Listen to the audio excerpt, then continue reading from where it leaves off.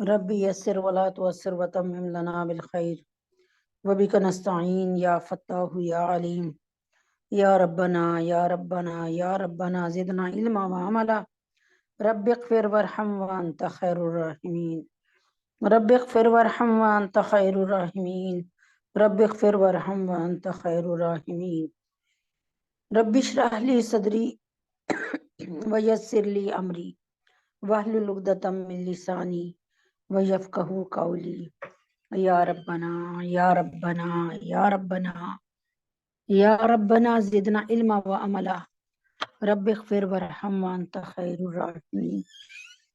अस्सलामु अलैकुम व रहमतुल्लाहि व बरकातुहू। अल्हम्दुलिल्लाहि रब्बिल आलमीन। अल्लाह तबारक तआला का करोड़ों बार शुक्रिया, अल्लाह का शुक्र है, अल्हम्दुलिल्लाह कि अल्लाह तबारक तआला ने आज फिर अपनी बैठक में बैठना नसीब फरमाया। आज फिर आज फिर अल्लाह ताला ने अपनी मजलिस में ला बिठाया। आज फिर अल्लाह तबारक ताला ने हमें पसंद फरमाया और आप लोगों के लिए भी बहुत बड़ी बशारत और खुशखबरी है कि आते अल्लाह ताला जिनसे मोहब्बत करते हैं बस उसी को अपनी बैठक में बैठने की तौफीक देते हैं। उसी को, जैसे आप का घर है और आप अपने घर में किसी और को बर्दाश्त नहीं कर सकती ना कि ये आकर बैठ जाए, कोई आप जिससे पसंद ना करती हूँ तो आप उसको एक लम्हे के लिए बिठाकर पसंद नहीं करेंगे। अल्लाह तबारक ताला भी अपनी महफिल में, अपनी बैठक में किसी एक बंदे को भी ऐसा जो अल्लाह को नापसंद हो बैठने की तौफीक नहीं देते। तो मुबारक हो आपको कि आप सब अल्लाह की महबूब हैं। अल्लाह पाक आपको पसंद फरमाते हैं और अल्लाह ताला ये पसंद का सिलसिला हम सबका जो है अल्लाह हमें पसंद ही रखे। और यहाँ तक के जाहिर है हत्ता ज़ुरतुमुल मकाबिर, यहाँ तक कि हम अपनी अपने कब्रों की ज़ियारत करें। तो ज़ाहिर मौत तो एक दिन आनी है, चाहे वो कोई भी हो ना। अगर जिंदा रहते और उनका हक था तो अंबिया का, लेकिन वो भी चले गए दुनिया से। तो अब जिंदा रहने का जो है कोई जवाब ऐसा नहीं मिलता कि हम कहें कि हम तो बहुत लंबी उम्र गुजारेंगे और जिंदा रहेंगे। तो शुरू करते हैं अल्लाह के नाम से जो इंतहाई मेहरबान और इंतहाई रहम करने वाला है। तो जहां से सिलसिला अल्लाह पाक ने छुड़वाया था वहीं से अल्लाह तबारक ताला का सिलसिला, अल्लाह ताला सिलसिले को जारी फरमाएंगे इंशाअल्लाह। तो वहीं से हम ये सिलसिला अल्लाह के हुक्म से शुरू करते हैं। सूरह यूसुफ आपने पूरी सुन ली अल्हम्दुलिल्लाह। सूरह रात जारी है और रात भी अल्लाह ताला के हुक्म से तकरीबन तक आया तकमील तक पहुंचने वाली है। बिस्मिल्लाहिर्रहमानिर्रहीम। आयत नंबर सूरह रात, सूरह इब्राहिम, सूरह इब्राहिम खत्म हुई, सूरह रात खत्म हुई, सूरह इब्राहिम, सूरह यूसुफ के बाद सूरह रात और रात के बाद इब्राहिम। चुनाचे अल्लाह ताला फरमा रहे हैं ये सब लोग अल्लाह के आगे, आयत नंबर 22 यानी 22 तक, और ये सब लोग अल्लाह के आगे पेश होंगे। फिर जो लोग दुनिया में कमजोर थे वो बड़ाई भगाड़ने वालों से कहेंगे हम तो तुम्हारे पीछे चलने वाले लोग थे, तो क्या अब तुम हमें अल्लाह के अजाब से कुछ बचा लोगे? और वो कहेंगे अगर अल्लाह ने हमें हदायत दी होती तो हम भी तुम्हें हदायत दे देते, चाहे हम चीखें या चिल्लाएं या सब्र करें, दोनों सूरतें हमारे लिए बराबर है। हमारे लिए छुटकारे की कोई रास्ता नहीं है, कोई राह नहीं है। और जब हर बात का फैसला हो जाएगा तो शैतान अपने मानने वाले से कहेगा हकीकत यह है कि अल्लाह ने तुमसे सच्चा वादा किया था और मैंने तुमसे वादा किया तो इसकी खिलाफ वर्जी की, और मुझे तुम पर इससे ज्यादा कोई इख्तियार हासिल नहीं था कि मैंने तुम्हें अल्लाह की नाफरमानी करने की दावत दी और तुमने मेरी बात मान ली। उस दिन शैतान इस बात से मुकर जाएगा कि उसने आपको बहलाया फुसलाया था, आपको गुनाह पे मजबूर किया था। वो कहेगा फला तलुमूनी। ये आयत नंबर निकाल के देख लें, 22 नंबर आयत है इसकी। फला फला तलुमूनी वलूमू आंफुसकुम, मुझे तुम इल्जाम ना दो, मुझे कुछ ना कहो। वलूमू आंफुसकुम, अपनी जानों को देखो, तुमने क्यों मेरी बात मानी। मैंने तुम्हें, अब देखो मैं कहूँ जी आग का कुआं है इसमें छलांग लगा दो, तो भाई छलांग लगाने वाले का कसूर है ना कि आग का कुआं से नजर नहीं आ रहा। تو یہ کہتا ہے کہ میں اس دن کہے گا لہٰذا مجھے ملامت نہ کرو بلکہ خود اپنے آپ کو ملامت کرو، نہ تمہاری فریاد میں نہ تمہاری فریاد پر میں تمہاری مدد کر سکتا ہوں، نہ میری فریاد پر تم میری مدد کر سکتے ہو۔ تم نے اس سے پہلے مجھے اللہ کا جو شریک مان لیا تھا، آج میں نے اس کا انکار کر دیا ہے۔ جن لوگوں نے یہ ظلم کیا تھا ان کے حصے میں تو اب دردناک عذاب ہے۔ یعنی اللہ تعالیٰ فرما رہے ہیں اپنا رخ صحیح رکھو، اگر تم کسی پیر کے پیچھے لگو گے اور وہ پیر صاحب ایمان نہ ہوا تو وہ خود بھی دوزخی ہے، تمہیں بھی دوزخ میں لے کے جائے گا۔ اور اگر آج کل آپ کو پتا ہے پیروں کا کیا حال ہے، کہ زیادہ تر پیر جو بنے ہوتے، جو صحیح پیر ہوتے ہیں وہ کسی کو سمجھ ہی نہیں آتے، وہ اپنے آپ کو ظاہر ہی نہیں کرتے، اور جو دوسری قسم کے ہوتے ہیں نا وہ شوبدے دکھاتے ہیں، شوبدے، جی یہ دیکھو آگ میں ہاتھ رکھا ہمارا جل نہیں رہا، شوبدے دکھاتے ہیں وہ شوبدے، اور کیا مطلب ہے کہ وہ بھی جہنم ہی جائیں گے۔ تو وہ تم لوگوں کو بھی ہمیں مطلب جو ان کے کہنا مانے گا ان کو بھی جہنم میں لے کے جائیں گے۔ چنانچہ اللہ نے عقل دی ہے، صحیح راستے کا تعین کرو اس سے، دنیا میں کوئی بھی مشکل آپ سے دور نہیں ہو سکتی اگر اللہ نہ چاہے، اور دنیا میں کوئی بھی مشکل آپ پر آ نہیں سکتی اگر اللہ نہ چاہے۔ جو لوگ ایمان لائے تھے انہوں نے نیک عمل کیے تھے، انہیں ایسے باغات میں داخل کیا جائے گا جن کے نیچے نہریں بہتی ہوں گی، اپنے پروردگار کے حکم سے وہ ان باغوں میں ہمیشہ ہمیشہ رہیں گے۔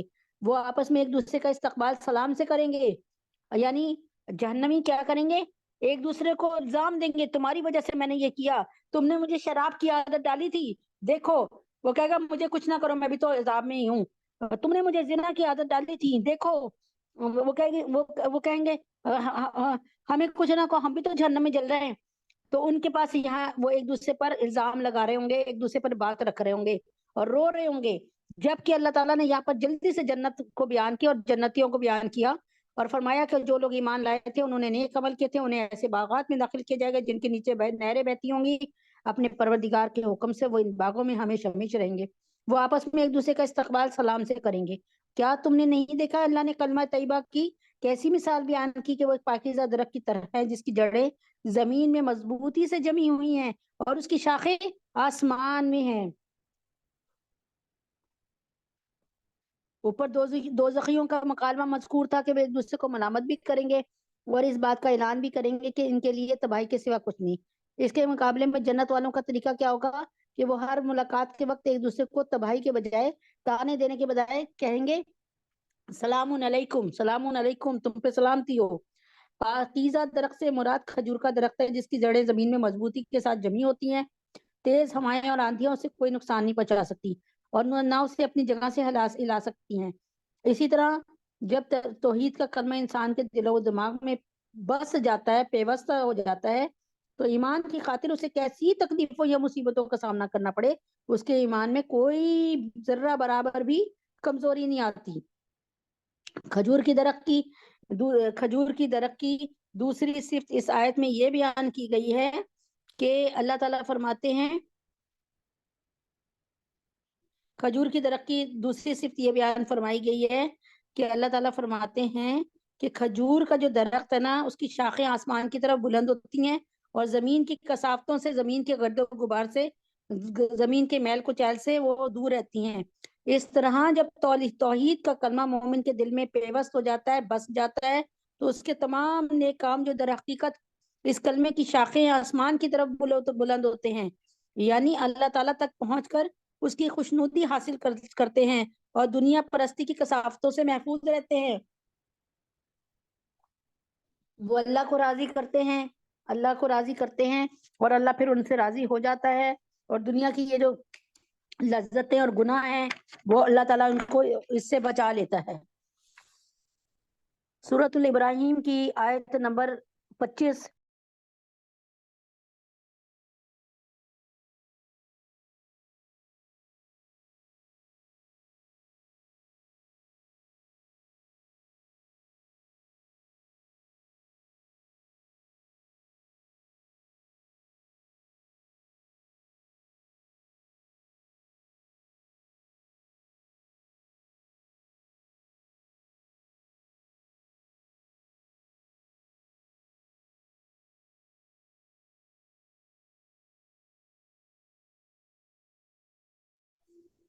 جی اعوذ باللہ من الشیطان الرجیم، بسم اللہ الرحمن الرحیم۔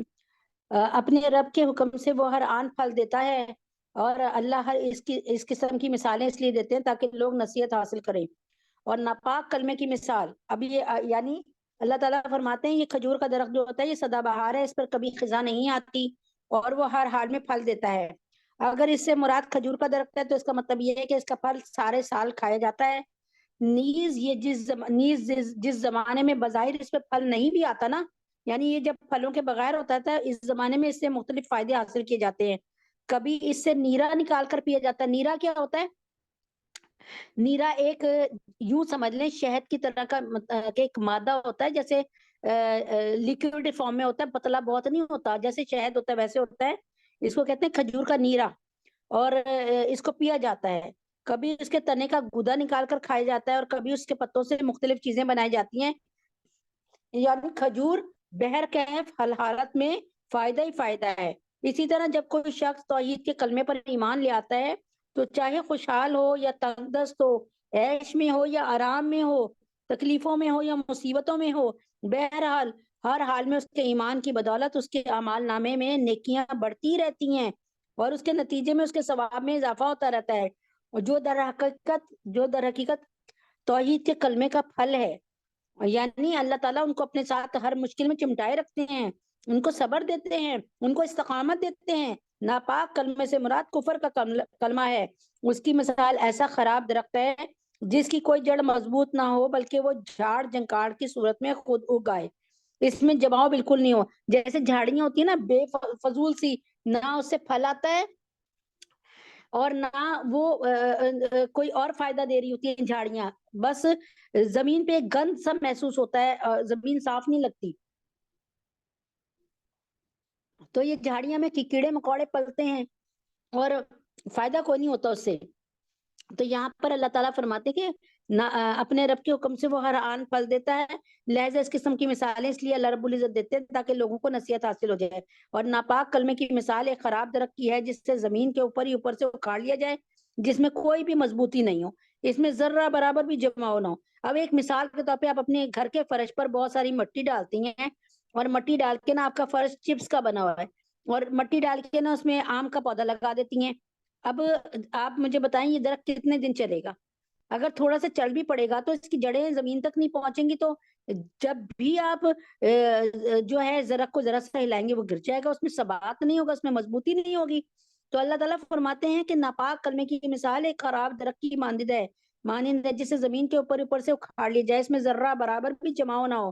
جو لوگ ایمان لائے ہیں اللہ ان کو اس مضبوط جو لوگ ایمان لائے ہیں اللہ ان کو اس مضبوط بات پر دنیا کی زندگی میں بھی جماؤ عطا کرتا ہے اور آخرت میں بھی جماؤ عطا کرتا ہے۔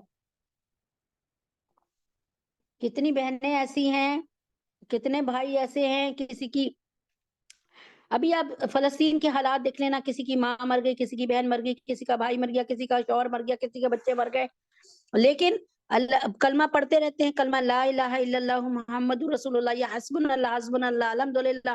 اللہ تعالیٰ ان کی وجہ سے ان کو دل کو جما دیتے ہیں اور ان کے دلوں میں سکون عطا فرماتے ہیں، ان کو بے چینی اور اضطراب اور فرسٹریشن سے، کانفلکٹ سے بچاتے ہیں اللہ، اور ظالم لوگوں کو اللہ بھٹکا دیتے ہیں۔ اللہ اپنی حکمت کے مطابق جو چاہتے ہیں کرتے ہیں۔ کیا تم نے ان لوگوں کو نہیں دیکھا جنہوں نے اللہ کی نعمت کو کفر سے بدل ڈالا اور اپنی قوم کو تباہی کے گھر میں لا اتارا، جس کا نام جہنم ہے، وہ اس میں جلیں گے اور وہ بہت برا ٹھکانہ ہے۔ انہوں نے اللہ کے ساتھ اس کی خدائی میں کچھ شریک انہوں نے اللہ رب العزت کے ساتھ اس کی خدائی میں کچھ شریک بنا لیے ہیں، یعنی یہ لوگ کہتے ہیں لات، عزا، منات، حبل، بال، یہ سب کے سب اللہ کے شریک ہیں، اور اللہ تعالیٰ ان کے ساتھ مل کر پورے نظام کائنات کو چلا رہا ہے تاکہ لوگوں کو ان کے راستے سے گمراہ کر دیں۔ ان سے کہو تھوڑے سے مزے اڑا لو، کیونکہ آخر کار تمہیں جانا دوزخ کی طرف ہے۔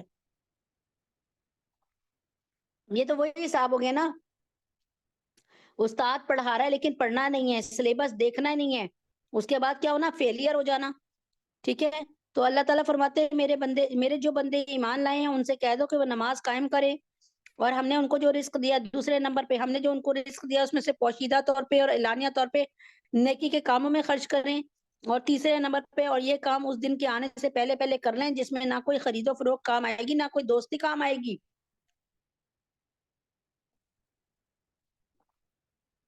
یہ مکہ مکرمہ کے کافر سرداروں کی طرف اشارہ ہے، جنہیں اللہ تعالیٰ نے طرح طرح کی نعمتوں سے نوازا تھا، لیکن انہوں نے ان نعمتوں کی ناشکری کی، جس کے نتیجے میں خود بھی تباہی مول لی اور اپنی قوم کو بھی تباہی کے رستے پر لے گئے۔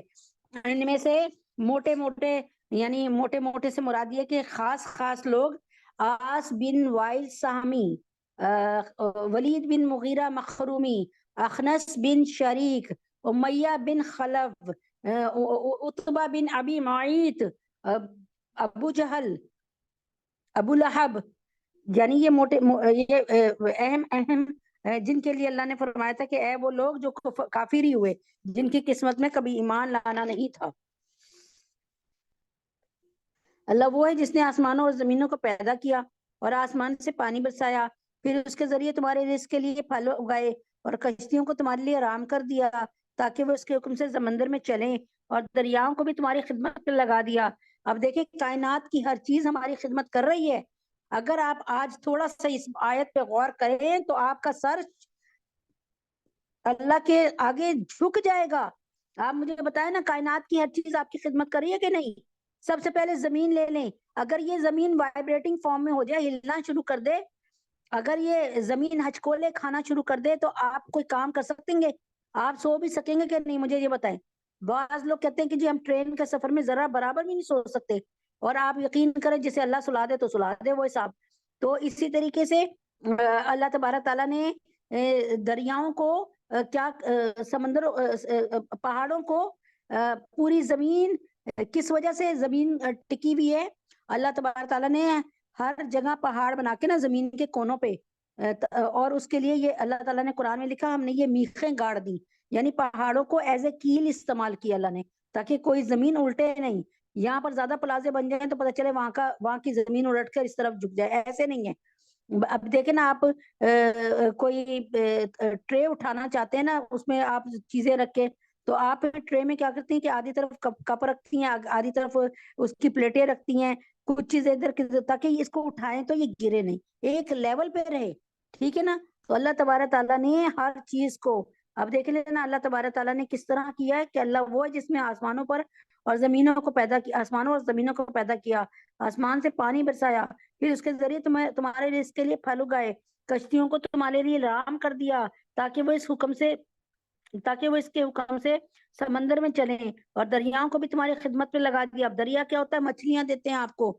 دریا سے کیا ہوتا ہے؟ ایک جگہ سے دوسری جگہ، ایک کنارے سے دوسری کنارے پہ پہنچنے کے لیے آپ کے لیے اللہ تبارک تعالیٰ نے ایک دریاؤں کو چلا دیا کہ آپ دریا میں کشتی کے ذریعے سفر کر کے اور جلدی پہنچ سکتے ہیں، پیدل چلنا بہت مشکل ہے اس معاملے میں۔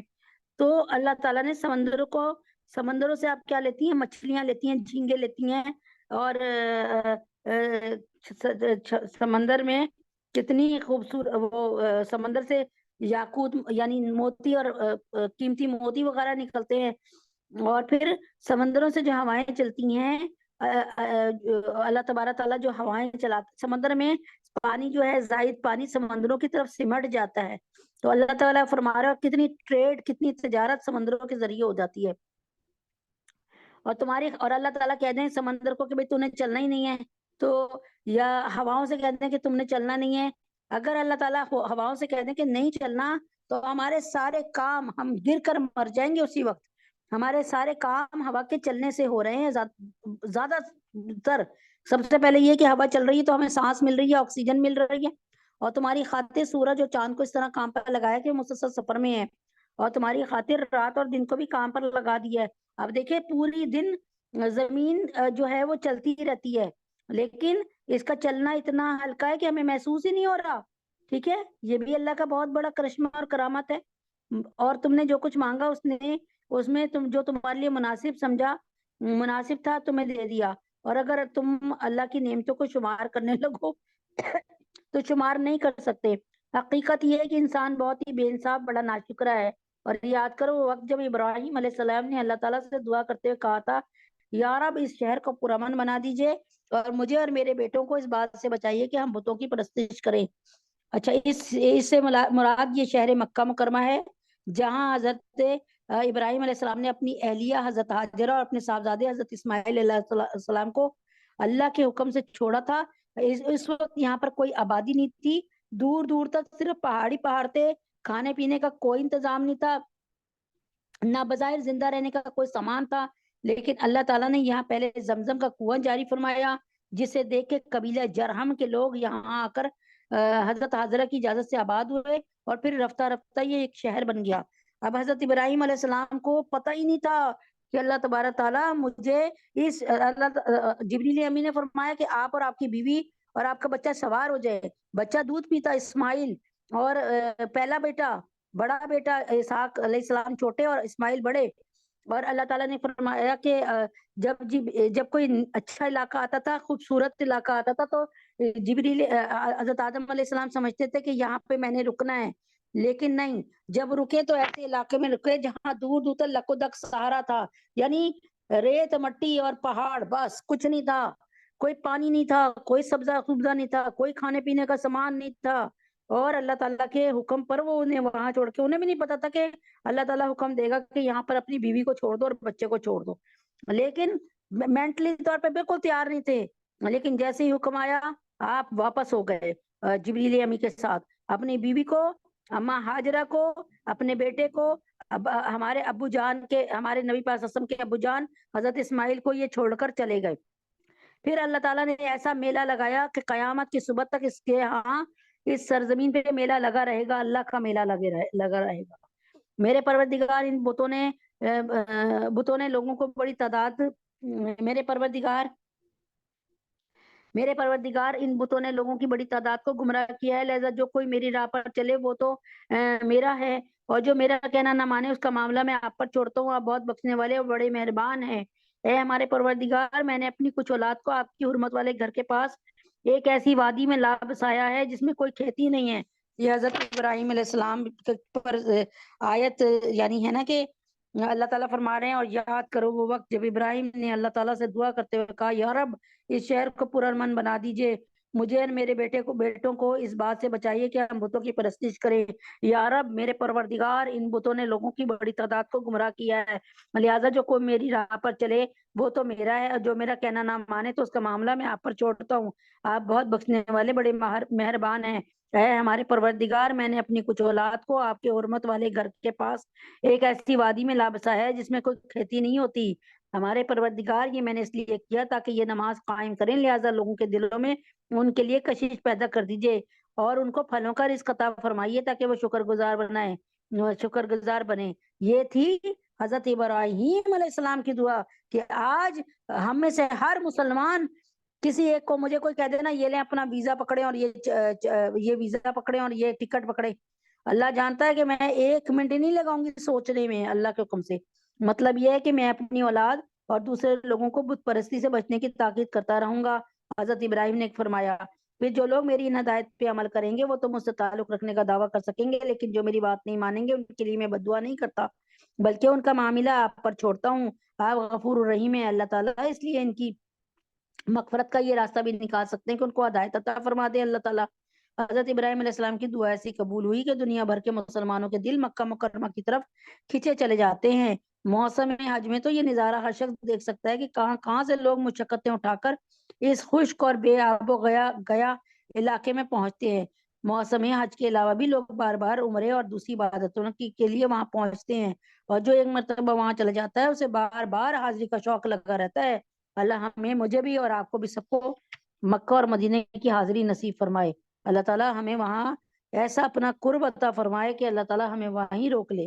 اور پھلوں کی افراد کا یہ عالم ہے، یعنی پھل ایسے آتے ہیں کہ دنیا بھر کے پھل بڑی تعداد میں وہاں پہنچتے ہیں، حالانکہ وہاں کی زمین میں اپنا کوئی پھل ہی نہیں پیدا ہوتا۔ آپ دیکھیں نا، لبنان کا کیلا اتنا بڑا ہے، آپ کو اپنے شہر لاہور میں شاید ہی ملے دیکھنے کو، اور یہاں سے اچھا والا چاول جاتا ہے، یہاں سے کنو وغیرہ جاتے ہیں، انڈیا سے ناریل اور پان وغیرہ آتے ہیں، اور کیا کہتے ہیں مطلب یعنی پوری دنیا سے نا ان کی سب سے اچھی ورائٹی مکہ پہنچتی ہے الحمدللہ۔ اے ہمارے رب، ہم جو کام چھپ کر کرتے ہیں وہ بھی آپ کے علم میں ہے، جو کام ہم اعلانیہ کرتے ہیں وہ بھی اللہ تبارک تعالیٰ آپ جانتے ہیں، اور اللہ سے نہ زمین کی کوئی چیز چھپی ہوئی ہے نہ آسمان کی کوئی چیز چھپی ہوئی ہے. تمام تعریفیں اللہ رب العزت کی ہیں جس نے مجھے بڑھاپے میں اسماعیل اور اسحاق جیسے بیٹے عطا فرمائے. بے شک میرا رب بڑا دعا سننے والا ہے. اب دیکھیں نا کسی کی شادی کو 5 سال ہو جاتے ہیں تو کہتے ہیں لو جی اس کی اولاد نہیں ہونی. اب نہیں ہونی, شروع میں ہو جاتی تو ہو جاتی.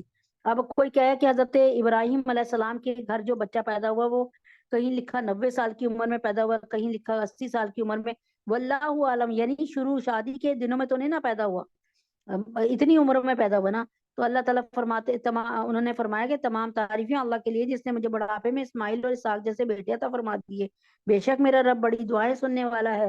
اس لیے جس کے پاس اولاد نہیں ہے مانگتا رہے, یہ نہ سوچے میری عمر کتنی ہو گئی. یا رب مجھے بھی نماز قائم کرنے والا بنا دیجیے اور میری اولاد میں سے ایسے لوگ پیدا فرمائیے جو نماز قائم کریں. اے ہمارے پروردگار, اور میری دعا قبول فرما لیجیے. اے ہمارے پروردگار, جس دن حساب قائم ہوگا اس دن میری بھی مغفرت فرمائیے, میرے والدین کی. اب مجھے یہ بتائیں کہ اب یہاں پہ آپ کے ذہن میں ایک بات آتی ہوگی نا کہ حضرت ابراہیم علیہ السلام اللہ تعالیٰ کے اس قدر پسندیدہ نبی ہیں کہ آپ یہ دیکھیں کہ اللہ تعالیٰ نے ان کی دعا کو کیسے قبول کیا. اللہ تعالیٰ نے ان کے ایک بیٹے جو کہ حضرت ہاجرہ سے تھے, اس سے اللہ تعالیٰ نے اللہ تعالیٰ نے حضرت اسماعیل کو پیدا کیا, اور اسماعیل علیہ السلام کی اولادوں میں سے نبی اکرم صلی اللہ علیہ وسلم پیدا ہوئے. اور دوسری طرف حضرت ابراہیم علیہ السلام کی بیوی سارا کی بطن سے اسحاق, اور اسحاق علیہ السلام کے بطن سے کہیں میں نے پڑھا تھا کہ 70,000 نبی پیدا ہوئے. واللہ عالم, کوشش کرتی ہوں کہ اس کا کروں تو پھر وہ ذہن سے نکل جاتا ہے. تو اتنے سارے نبی, یعنی اگر آپ دیکھیں تو یہ سارے کے سارے نبی جو ہیں حضرت اسحاق علیہ السلام کی اولاد سے, وہ دیکھ لیں آپ کے کتنے زیادہ ہیں. نبیوں کی کتنی بڑی, عیسیٰ علیہ السلام ادھر سے پیدا ہوئے, موسیٰ علیہ السلام ادھر سے پیدا ہوئے, یونس یعقوب علیہ السلام, یوسف علیہ السلام مجھے ادھر سے پیدا ہوئے ان کی اس سے. تو اس دن میری بھی مغفرت فرمائیے, میرے والدین کی بھی, اور ان سب کی بھی جو ایمان رکھتے ہیں. اور ہرگز یہ نہ سمجھنا کہ جو کچھ یہ ظالم کر رہا ہے اللہ اس سے غافل ہے. وہ تو ان لوگوں کو اس دن تک کے لیے مہلت دے رہا ہے جس میں آنکھیں پٹی کی پٹی رہ جائیں گی. یہاں یہ شبہ بھی ہو سکتا ہے کہ حضرت ابراہیم علیہ السلام کا باپ آزر تو کافر تھا, اس کے لیے آپ نے مغفرت کی دعا کیسے فرمائی؟ جواب یہ ہے کہ جس وقت یہ دعا فرمائی ہو سکتا ہے اس کے کفر کی حالت میں مرنے کی آپ کو خبر ہی نہ ہوئی ہو. لہذا دعا کا مطلب یہ ہوا کہ اس کو ایمان کی توفیق مل جائے اور جو اس کے لیے مغفرت کا سبب بن جائے. اور یہ بھی ممکن ہے کہ اس وقت تک آپ کو مشرک باپ کے لیے دعا کرنے سے اللہ تعالیٰ نے منع ہی نہ کیا ہو. دوسروں کو اوپر اٹھائے دوڑ رہے ہوں گے. اور اچھا جی, وہ تو ان لوگوں کو اس دن تک کے لیے مہلت دے رہا ہے جس میں آنکھیں پٹی کی پٹی رہ جائیں گی. دوسروں کو اوپر اٹھائے دوڑ رہے ہوں گے, ان کی نکاحیں جھپکنے کو واپس نہیں آئیں گی, اور ان کے دل بدحواسی میں اڑے جا رہے ہوں گے. یا قیامت کا ذکر ہو رہا ہے. اور اے پیغمبر تم لوگوں کو اس دن سے خبردار کرو جب عذاب آن پڑے گا. اس وقت یہ ظالم لوگ کہیں گے اے ہمارے پروردگار ہمیں تھوڑی سی مہلت دے دیجئے, اور تھوڑی سی مدت کے لیے مہلت دے دیجئے تاکہ آپ کی دعوت کو قبول کر لیں تو اور پیغمبروں کی پیروی کر لیں. اس وقت ان سے کہا جائے گا اولم تکونوا اقسمتم من قبل ما لکم من زوال. اللہ تعالیٰ فرمائیں گے اس وقت ان سے کہا جائے گا ارے کیا تم لوگوں نے قسمیں کھا کر پہلے یہ نہیں کہا تھا کہ تم پر کوئی زوال ہی نہیں آ سکتا, تمہارے حالات کبھی خراب نہیں ہو سکتے. اب اللہ تعالیٰ فرمائیں گے اب کیوں کہہ رہے ہو, تم تو کہتے تھے. اللہ تعالیٰ فرمائیں گے کہ اب تم کیوں مانگ رہے ہو, تم تو کہتے تھے ہم پہ تو کوئی مصیبت نہیں آ سکتی, اور تم ان لوگوں کی بستیوں میں رہ چکے تھے جنہوں نے اپنی جانوں پر ظلم کیا تھا, اور یہ بات کھل کر تمہارے سامنے آ چکی تھی کہ ہم نے ان کے ساتھ کیسا سلوک کیا, اور ہم نے تمہیں مثالیں بھی دی تھی. اور وہ لوگ اپنی ساری چالیں چل چکے ہیں, ان کی ساری چالوں کا توڑ اللہ رب العزت کے پاس تھا, چاہے ان کی چالیں ایسی کیوں نہ ہو جن سے پہاڑ بھی اپنی جگہ سے ہل جائے. اللہ تعالیٰ فرماتے ہیں کہ یہ اگر کوئی پلاننگ کرے نا کہ پہاڑوں کو اپنی جگہ سے کھاڑ پھینکنے کی, تو اللہ تعالیٰ فرماتے ہیں میرے پاس اس کا بھی توڑ موجود ہے. لہٰذا اللہ کے بارے میں ہرگز یہ خیال بھی دل میں نہ لانا کہ اس نے اپنے پیغمبروں سے جو وعدہ رکھا ہے اس کی خلاف ورزی کرے گا. اللہ نے اپنے تمام پیغمبروں سے بخشش اور مغفرت کا اور بڑے درجات کا وعدہ فرمایا. یقین رکھو اللہ اپنے اقتدار میں سب پر غالب ہے اور انتقام لینے والا ہے. اس دن جب یہ زمین ایک دوسری زمین سے بدل دی جائے گی, آسمان بھی بدل جائیں گے, کیونکہ کیا ہوگا, آسمان اذا السماء انشقت, آسمان زمین پہ گر جائے گا. تو جب آسمان زمین پہ گر جائے گا تو زمین کی یہ والی حیثیت تو ختم ہو جائے گی نا, سارے گھر گر جائیں گے, ساری بلڈنگیں ملیاں میٹ ہو جائیں گی, اس پر آسمان گر جائے گا آ کے. اور آسمان بھی بدل جائیں گے اور سب کے سب خدائے واحد قہار کے سامنے پیش ہوں گے، اور اس دن تم مجرموں کو اس حالت میں دیکھو گے کہ وہ زنجیروں میں جکڑے ہوئے ہوں گے، ان کی قمیص کس کی ہوگی یہ سننے فرمایا اللہ تعالیٰ نے سرابیلہم من قطرانی وتخشی وجوہہم النار، اللہ تعالیٰ فرماتے ہیں ان کے قمیص تار کھول کے ہوں گے. کتران کسے کہتے ہیں؟ قطیران کہتے ہیں، قطیران تار کھول کو، کہ ان کی قمیص تار کھول کے. اور تار کھول کیسا ہوتا ہے؟ جو بہت جلدی گرم ہو جاتا ہے اور چپک جاتا ہے. آپ نے کبھی حلوہ بنایا، حلوے میں چینی وغیرہ ڈالی، اب وہ حلوہ اگر پکتا حلوہ آپ کے مطلب اڑ کے کہیں لگ جائے تو کتنی زور سے وہ وہاں پہ چالا بنا دیتا ہے. تو اللہ تعالیٰ فرماتے ہیں ان کے قمیص تار کھول کے ہوں گے اور آگ ان کے چہروں پر چھائی بھی ہوگی، تاکہ اللہ رب العزت ہر اس شخص کو کے کیے کا بدلہ دے دے. اللہ سے کہا کریں کہ اللہ تعالیٰ ہمیں اس بات سے بچا لے. یقیناً اللہ جلد حساب لینے والے ہیں، جلد حساب چکانے والے ہیں. یہ تمام لوگوں کے لیے ایک پیغام ہے اور اس لیے دیا جا رہا ہے تاکہ ان کے ذریعے خبردار کیا جائے اور تاکہ وہ جان لے کہ معبود برحق بس ایک ہی ہے، اور تاکہ یہ سمجھ رکھنے والے نصیحت حاصل کر رہے ہیں. یہاں پر اللہ تعالیٰ نے اختتام پذیر ہوا، یہ تکمیل پذیر ہوئی یہ سورہ ابراہیم. اب سورۃ الحجر مکیہ، تو یہ اللہ پاک کے حکم سے 14واں پارہ ہے، اس کی ہے سورہ ہجر. الف لام را، یہ اللہ کی کتاب اور روشن قرآن کی آیتیں ہیں. اور ایک وقت آئے گا جب یہ کافر لوگ بڑی تمنائیں کریں گے کہ کاش وہ مسلمان ہوتے، اور اے پیغمبر انہیں ان کی حالت پر چھوڑ دیجئے، یہ خوب کھا لیں، مزے اڑا لیں اور خیالی امیدیں انہیں غفلت میں ڈالے رکھے. کیونکہ یعنی اس آیت میں قرآن کریم نے توجہ دلائی ہے کہ صرف کھانے پینے اور دنیا میں مزہ اڑانے کو اپنی زندگی کا اصل مقصد نہیں بنا لینا چاہیے، اور اس کے لیے اس طرح لمبی لمبی خیالی امیدیں باندھے رہنا جیسے زندگی بس یہی ہے. یہ کافروں کا کام ہے. مسلمان دنیا میں رہتا ضرور ہے، اس میں اللہ تعالیٰ کی دیوی نعمتوں سے فائدہ بھی اٹھاتا ہے، مگر اس دنیا کو اپنی زندگی کا مقصد نہیں بناتا بلکہ اسے آخرت کی بھلائی کے لیے استعمال کرتا ہے. یعنی یہ دار العمل ہے، وہ دار الجزا ہے، اور یہاں کا ہر عمل وہاں کام آئے گا. لیکن وہاں پر اللہ تعالیٰ آپ سے یہ نہیں کہیں گے کہ اٹھو اور نماز پڑھ لو، وضو کرو اور اٹھو اور روزہ رکھ لو. نہیں، یہ تمام اعمال یہیں ختم ہو جائیں گے، اور بلکہ اسے آخرت کی بھلائی کے لیے استعمال کرتا ہے، جس کا بہترین رستہ شریعت کے احکام کی پابندی ہے. تو اللہ تعالیٰ فرماتے ہیں کیونکہ عنقریب انہیں پتہ چل جائے گا حقیقت کیا تھی، اور ہم نے جس کسی بستی کو ہلاک کیا تھا اس کے لیے ایک معین وقت لکھا ہوا تھا، تو کوئی قوم اپنی معین وقت سے نہ پہلے ہلاک ہوتی ہے نہ اس سے آگے جا سکتی ہے. اور یہ لوگ کہتے ہیں اے وہ شخص جس پر یہ ذکر یعنی قرآن مجید اتارا گیا ہے، تم تو یقینی طور پہ مجنون ہو. یہ کبھی نبی پاک صلی اللہ علیہ وسلم کو کہتے تھے انت مجنون، کہ آپ مجنون ہیں، انت کاہن، آپ کاہن ہیں، انت ساحر، انت شاعر. یعنی اس طرح یہ نبی پاک صلی اللہ علیہ وسلم کو اللہ تعالیٰ کہتے ہیں وما صاحبکم بمجنون، ارے میرا یہ ساتھی، میرا یہ دوست مجنون نہیں ہے، یہ دیوانہ نہیں ہے، یہ تو میرا مبعوث کیا ہوا فرستادہ، میرا بھیجا ہوا نبی ہے. تو اللہ تعالیٰ کو اس پر اتنی تڑپ ہوتی تھی کہ اللہ تعالیٰ فوراً ہی سورت کو اتارتے تھے. اگر تم واقعی سچے ہو تو ہمارے پاس فرشتوں کو کیوں نہیں لے آتے؟ اب یہ نبی پاک صلی اللہ علیہ وسلم سے مطالبہ کیا کرتے تھے کہ اگر آپ سچے ہیں تو فرشتوں کو لے کے آ جائیے. تو اگر تم واقعی سچے تو ہمارے پاس فرشتوں کو کیوں نہیں لاتے؟ ہم فرشتوں کو اتارتے ہیں تو برحق فیصلہ دے کر اتارتے ہیں.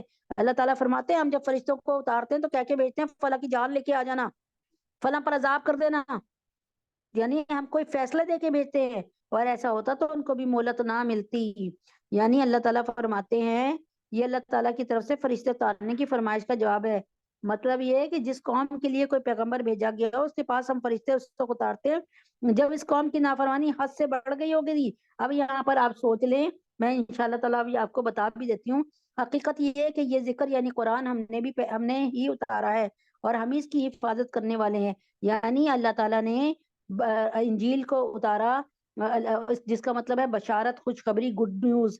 اللہ تعالیٰ نے تورات کو نازل کیا جس کا مطلب ہے قانون، لا، اور اللہ تبارک تعالیٰ نے داؤد علیہ السلام پہ زبور کو اتارا جس کا مطلب ہے صحیفے، پیپرز، نوٹس، لیکن اللہ تعالیٰ نے کہیں نہیں لکھا کہ میں ان کی حفاظت کرنے والا ہوں، لیکن اِنَّا نَحْنُ نَزَّلْنَا الذِّكْرَ وَإِنَّا لَهُ لَحَافِظُونَ، اللہ تعالیٰ نے قرآن کو جب اتارا تو ساتھ ہی کہہ دیا کہ میں نے اس ذکر کو، اس قرآن کو، اس نصیحت نامے کو اتارا اور اس کی حفاظت بھی میں ہی کرنے والا ہوں، ٹھیک ہے؟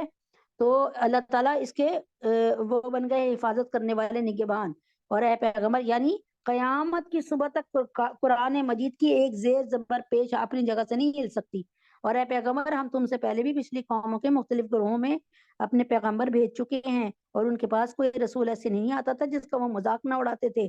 اللہ تعالیٰ یہاں پہ تسلی دے کے کہہ رہے ہیں، اے محمد عربی صلی اللہ علیہ وسلم آپ پریشان نہ ہو، آپ کی قوم آپ کا مذاق اڑاتی ہے، آپ پر تالیاں پیٹتی ہے، آپ پر سیٹیاں بجاتی ہے، آپ کو مجنون کہتی ہے، آپ کو ساحر کاہن کہتی ہے، آپ کو شاعر کہتی ہے، اے میرے نبی ہر نبی کے ساتھ یہی ہوا ہے، آپ کے ساتھ اکیلے نہیں ہو رہا۔ تو اللہ کے نبی اکرم صلی اللہ علیہ وسلم کیا فرماتے تھے کہ جتنا تمام نبیوں کو ستایا گیا، رسولوں کو اتنا سب کو ملا کے مجھے ستایا گیا۔ تو اس لیے اللہ تعالیٰ نے ان کی حفاظت کا، اچھا لیکن قرآن کریم چونکہ آخری آسمانی کتاب ہے جو قیامت تک کے لیے نافذ العمل ہے، یعنی اب کوئی نبی نہیں آئے گا جس پر کوئی کتاب نازل ہو۔ اب اللہ تبارک تعالیٰ نے کوئی نبی نازل نہیں کرنا، ٹھیک ہے؟ اب نبی اکرم صلی اللہ علیہ وسلم آخر الزماں ہیں، اللہ کے نبی نے خود فرما دیا وَأَنَا خَاتَمَ النَّبِيِّينَ لَا نَبِيَّ بَعْدِي لَوْ كَانَ النَّبِيُّ بَعْدِي لَكَانَ عُمَرٌ، میں آخری نبی ہوں، میرے بعد کوئی نبی نہیں آئے گا، میرے بعد کوئی نبی آتا تو عمر فاروق رضی اللہ عنہ کو نبی بناتے، ان میں صفات تھی اتنی، لیکن اللہ تعالیٰ نے ان کو نبی نہیں بنایا، اس لیے کہ یہ اعزاز میرے نبی اکرم صلی اللہ علیہ وسلم کے لیے ہے۔ اللہ تعالیٰ نے اس پر 210 آیات حدیث مبارک نازل فرمائی اور 100 آیات قرآن سے اس بات کی دلیل دی کہ میرے نبی آخر الزماں ہے، اور ان کی لائی ہوئی کتاب جو ہے یہ ایک ایسی پی ایچ ڈی کی بک ہے جس پہ ساری دوسری بکس جمع ہو گئی ہیں، جیسے ہم شروع میں ABCD کا قاعدہ پڑھتے ہیں، پھر ہم آگے گرامر کو سمجھتے ہیں، پھر ہم لفظوں کو جوڑنے کا، اور پھر ہم ایک ایسی کتاب پڑھتے ہیں جس میں سب کچھ ہمیں سمجھ آ رہا ہوتا ہے ان کو پڑھ کے۔ تو قرآن مجید ایسی PhD کی کتاب ہے جس میں ساری کتابیں جمع ہو گئی ہیں، کیونکہ سورہ فاتحہ جو ہے قرآن مجید کا متن ہے، اور پورا قرآن جو ہے وہ اس کی شرح اور تفسیر ہے۔ اور اللہ تعالیٰ فرماتے ہیں، اللہ تعالیٰ کے نبی اکرم صلی اللہ علیہ وسلم فرماتے ہیں کہ نہ زبور میں، نہ انجیل میں، اور نہ زبور میں، اور نہ اس میں تورات میں ایسی کوئی سورہ فاتحہ جیسی سورت نازل ہوئی، اور نہ خود قرآن کریم میں اس کے مثل کوئی اور سورت نازل ہوئی، اس لیے اللہ تعالیٰ نے اس کی حفاظت کا خود ذمہ لے لیا ہے، چنانچہ اس میں قیامت تک کی صبح کوئی رد و بدل نہیں ہو سکتا۔ اب کیسے اللہ تعالیٰ نے ذمہ لیا ہے؟ فرض کریں خدا نہ خواستہ اللہ نہ کرے جیسے رشیا میں انقلاب آیا تھا کہ ہر قرآن کو، اس سے پہلے دریائے دجلہ میں قرآن کے اتنے نسخے پھینکے گئے تھے، دریائے دجلہ کالا ہو گیا تھا، چنگیز خان اور ہلاکو خان نے کیا کیا تھا، مسلمانوں کی کھوپڑیوں سے پورے محل تعمیر کیے تھے، اور آج بھی اس میں سے ایک محل ہے۔ تو کہنے کا کیا مقصد ہے؟ لیکن اللہ تعالیٰ نے قرآن مجید کی حفاظت کا ذمہ ایسے لے لیا ہے کہ چھوٹے چھوٹے بچوں کے سینوں میں سے اس طرح محفوظ کر دیے ہے کہ اگر بالفرض کوئی دشمن قرآن کریم کے سارے نسخے معاذ اللہ ختم کر دے، جلا دے، نعوذ باللہ، تب بھی چھوٹے چھوٹے بچے اسے دوبارہ کسی معمولی تبدیلی کے بغیر لکھوا سکتے ہیں، جو بذات خود قرآن کریم کا زندہ معجزہ ہے۔ اللہ تعالیٰ نے لوگوں کے سینوں کو تجوری بنا دیا قرآن مجید رکھنے کے لیے۔ تو اللہ تعالیٰ فرماتے ہیں کہ مجرم لوگوں کے دلوں میں یہ بات ہم اس طرح داخل کرتے ہیں کہ وہ اس پر ایمان نہیں لاتے، اور پچھلے لوگوں کا بھی یہی طریقہ چلا آیا ہے، اور اگر بالفرض ہم ان کے لیے آسمان کا کوئی دروازہ کھول دیں اور وہ دن کی روشنی میں اس پر چڑھتے بھی چلے جائیں، تب بھی یہی کہیں گے کہ ہماری نظر بندی کر دی گئی تھی۔ اللہ تعالیٰ فرماتے ہیں، اے نبی محمد صلی اللہ علیہ وسلم، جب یہ آپ سے کوئی معجزہ مانگتے ہیں، اگر میں یہ معجزہ پورا، اللہ کے نبی اکرم صلی اللہ علیہ وسلم پہ کتنے معجزے تو اتار دیے تھے اللہ تعالیٰ نے، اور جیسے ابو جہل نے کہا تھا، اے محمد اگر یہ بتا دو صلی اللہ علیہ وآلہ وسلم کہ میری مٹھی میں کیا ہے، تو اللہ کے نبی نے فرمایا میں بتاؤں، یہ مٹھی میں جو چیز ہے وہ بتائے، فرمایا اگر ایسا کر دو تو بہت اچھا۔ تو مٹھی میں ابو جہل کی مٹھی میں پتھر نے کلمہ پڑھ لیا تھا. پھر انہوں نے کیا کہا تھا سورہ قمر کہ چاند کو 2 ٹکڑے کر کے دکھا دو. تو یقین کریں کوئی نظر کا دھوکہ نہیں تھا. قافلوں والوں نے آ کر بتایا کہ ہم نے خود دیکھا کہ چاند کیا ایک ٹکڑا پہاڑ کے اس طرف چلا گیا اور چاند کا دوسرا ٹکڑا چاند کا ایک ٹکڑا پہاڑ کے دائیں طرف چلا گیا اور چاند کا دوسرا ٹکڑا پہاڑ کے بائیں طرف چلا گیا.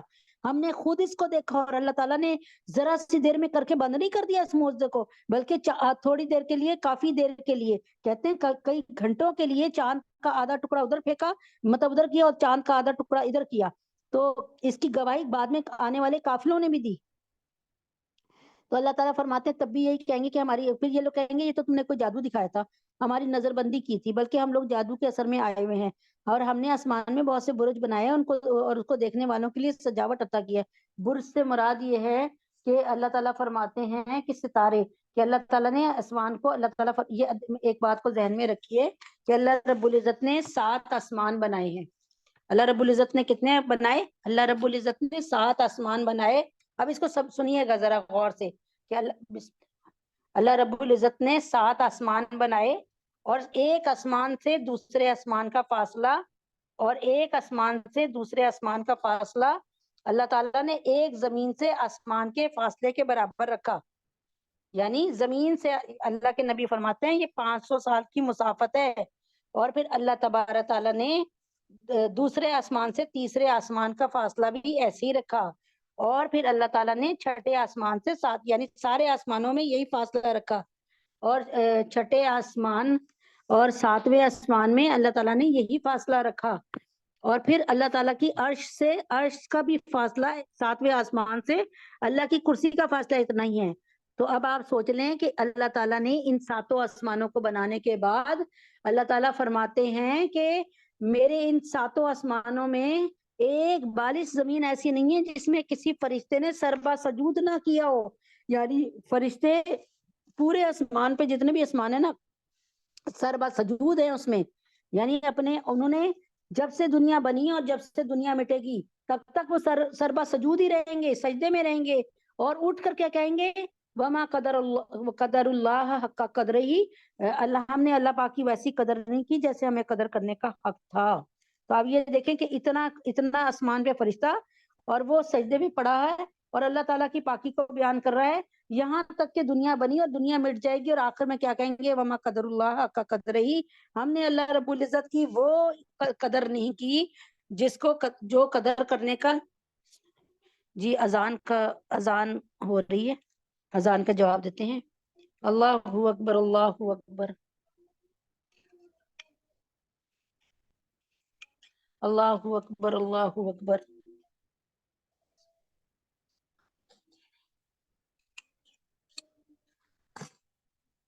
اللہ اکبر, اللہ اکبر, اللہ اکبر, اللہ اکبر.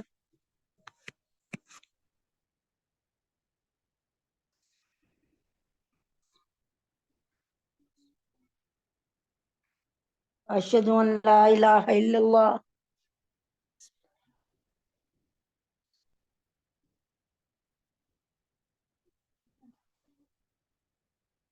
اشہد ان لا الہ الا اللہ, اشہد ان لا اشہد ان لا الہ الا اللہ, اشہد ان محمد رسول اللہ, اشہد ان لا الہ, اشہد ان محمد رسول اللہ. لا حول ولا قوة الا باللہ,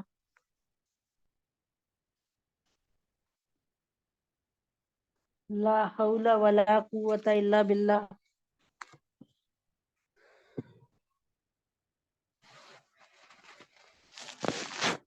لا حول ولا قوة الا باللہ,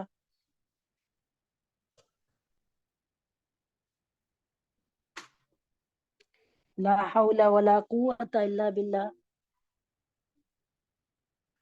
اللہ اکبر, اللہ اکبر,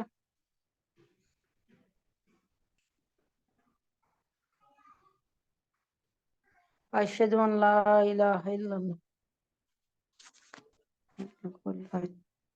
اللہ اکبر، لا الہ الا اللہ۔ اللهم صل على محمد وعلى آل محمد كما صليت على إبراهيم وعلى آل إبراهيم إنك حميد مجيد اللهم بارك على محمد وعلى آل محمد كما باركت على إبراهيم وعلى آل إبراهيم إنك حميد مجيد اللهم رب هذه الدعوة التامة والصلاة القائمة آت محمدا الوسيلة والفضيلة وابعثه مقاما محمودا الذي وعدته انک لا تخلف المیعاد۔ جی 4:28 ہوئے ہیں، اللہ پاک کے حکم سے 4:28 پہ ہی 38 پر اللہ پاک کے حکم سے میٹنگ دوبارہ آن کریں گے۔ دعاؤں کی درخواست ہے، سیٹ ایسی رہنے دیجیے۔ السلام علیکم ورحمۃ اللہ۔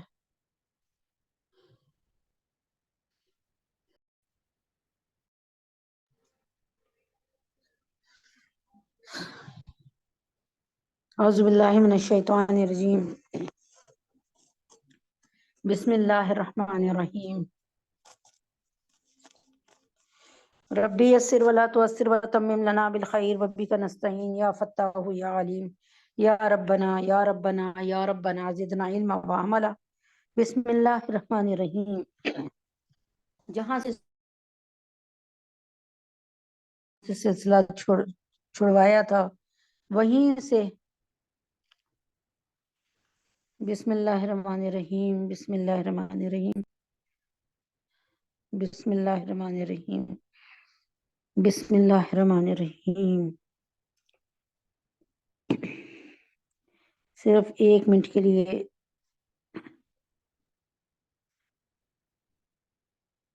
ایسا ہوتا ہے کہ نیٹ کی کوئی پرابلم ہوتی ہے، پھر جب نیٹ نہیں اس میں ہوسٹ میں نکل جاتی ہوں پھر اس میں، تو ابھی بس اتنی دیر کے لیے جو ہے کہ پھر اللہ تعالیٰ کا شکر ہے، اللہ تعالیٰ نے سلسلہ جوڑ دیا الحمدللہ۔ بس اللہ تعالیٰ کے حکم سے پھر شروع کرتے ہیں الحمدللہ رب العالمین۔ اعوذ باللہ من الشیطان الرجیم، بسم اللہ الرحمن الرحیم۔ اچھا، جہاں سے سلسلہ اللہ پاک نے چھڑوایا تھا وہیں سے سلسلہ اللہ پاک کے حکم سے پھر سے جوڑتے ہیں۔ تو جی اعوذ باللہ من الشیطان الرجیم، بسم اللہ الرحمن الرحیم۔ تو یہ میں نے چھوڑا تھا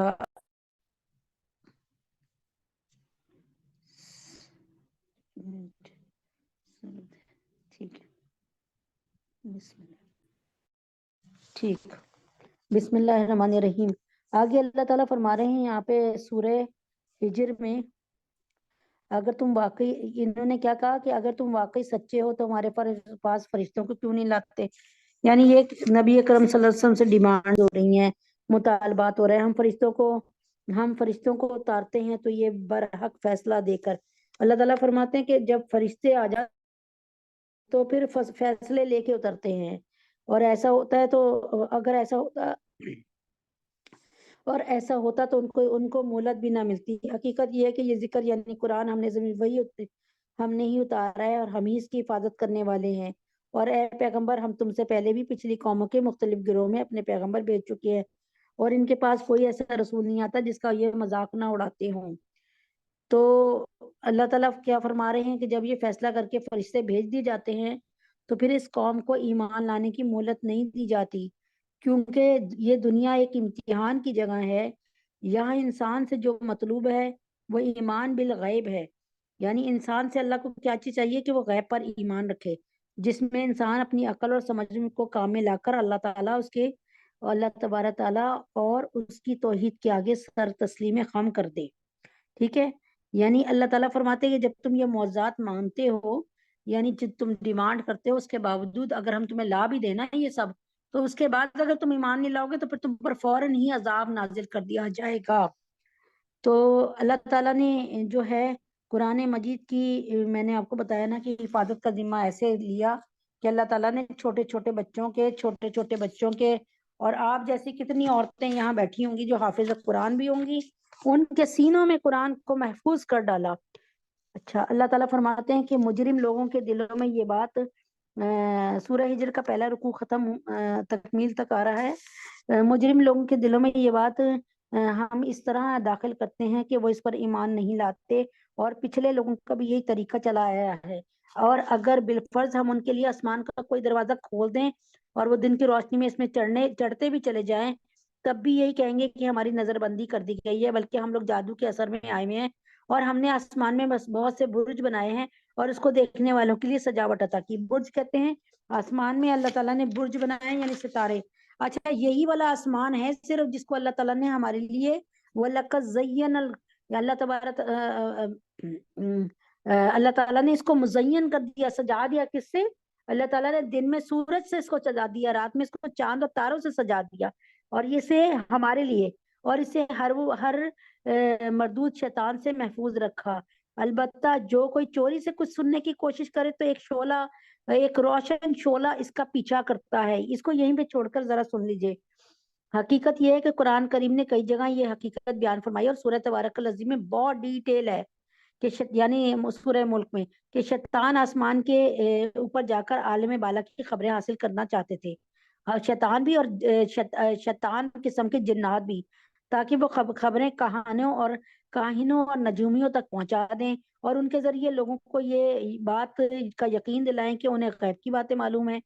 لیکن آسمان، اچھا ہوتا کیا تھا، نبی اکرم صلی اللہ علیہ وآلہ وسلم کے آنے سے پہلے، مبعوث ہونے سے پہلے، نبی بننے سے پہلے، شریر قسم کے جنات اور شیاطین جو ہے نا، وہ جا کر نا اللہ تعالیٰ کے فیصلے جو اللہ تعالیٰ بات کر رہے ہوتے تھے نا، حکم دے رہے ہوتے تھے فرشتوں کو، وہ سن لیتے تھے۔ جیسے مثال کے طور پہ اللہ تعالیٰ نے فیصلہ دیا کہ فلاں کے یہاں بیٹا ہوگا، ٹھیک ہے نا، ایک مثال کے طور پہ، تو وہاں کے جس کا نام لیا نا، اس عورت کے قرب و جوار میں جو کاہن اور نجومی ہوتے تھے نا، یعنی بدکماش لوگ، ان کو جا کے یہ بتا دیتے تھے شیطان صرف لوگ یا جنات کہ بھائی اس کے ہاں تو بیٹا ہوگا، اور وہ جا کر اس عورت کو بتا دیتا تھا یا مرد کو کہ بھائی تیرے ہاں تو بیٹا ہوگا، اور جب بیٹا ہو جاتا تھا تو یہ لوگ اللہ تعالیٰ سے ان کا یقین ہٹ کے نا ان کاہنوں پر آ جاتا تھا، یہ کاہنوں کو ماننے لگتے تھے کہ ان کو غیب کی خبریں ہیں، ٹھیک ہے۔ تو اللہ تعالیٰ نے، لیکن جب کیا ہوا کہ جب اللہ تعالیٰ نے قرآن کا سلسلہ رکھا تو اللہ تعالیٰ نے حقیقت میں کیا کیا کہ شیطان آسمان کے اوپر جا کر عالم بالا کی خبریں حاصل کرنا چاہتے تھے تاکہ وہ خبریں کاہنوں اور نجومیوں تک پہنچا دیں۔ تو اللہ تعالیٰ نے کیا کیا کہ پورے آسمان پہ چیک پوسٹ بنا دی ہیں، یعنی مورچے بنا دیے ہیں۔ اب کوئی بھی شریر جن یا شریر شیطان جب وہ یعنی شیطان اوپر چڑھتا ہے نا، تو آپ نے دیکھا کبھی آپ سو رہے ہوں آسمان کے تلے لیٹے ہوں تو آپ دیکھتے ہوں گے ایک دم سے تیز قسم کا تارا یوں بھاگتا ہوا جاتا ہے دائیں سے بائیں یا بائیں سے دائیں، تو یہ ہوتا کیا ہے، اللہ تعالیٰ شعلہ مارتے ہیں ان کو، یعنی وہ جو ہے شہاب مار دیتے ہیں نا، ٹھیک ہے، تاکہ وہ اس کو جلا دیتے ہیں۔ تو اب کیا اللہ تعالیٰ اسی کو بتا رہے ہیں کہ اور کیونکہ قرآن مجید کی جو باتیں تھیں وہ اللہ تعالیٰ راز میں رکھنا چاہتے تھے، اور قرآن مجید کی ایک ایک آیت اللہ تعالیٰ نے حضرت جبریل امی کو دے کر بھیجی، جو کہ اللہ تعالیٰ قرآن میں لکھتے ہیں کہ یہ بہت ایماندار فرشتے ہیں اور بڑی قوت والے فرشتے ہیں، اور 70,000 فرشتے ان کے ساتھ اور بھیجتے تھے۔ تو اللہ تعالیٰ اسی کو ذکر کر رہے ہیں کہ اور اسے ہر مردود شیطان سے محفوظ رکھا ہے۔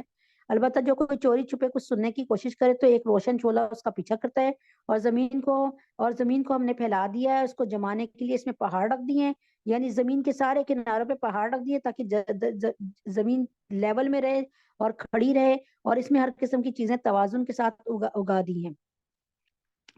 حضرت صلی اللہ علیہ وسلم کی دنیا میں تشریف آوری سے پہلے یہ شیاطین آسمان کے قریب جا کے فرشتوں کی باتیں چوری چھپے سننے کی کوشش کرتے تھے، اور وہاں سے کوئی بات کان میں پڑ جاتی تو اس کے ساتھ سینکڑوں جھوٹی باتیں ملا کر وہاں کے کہانیوں کو بتا دیتے تھے، ٹھیک ہے۔ لیکن آج حضرت صلی اللہ علیہ وسلم کی تشریف آوری کے بعد ان کو آسمان کے قریب جانے سے روک دیا گیا۔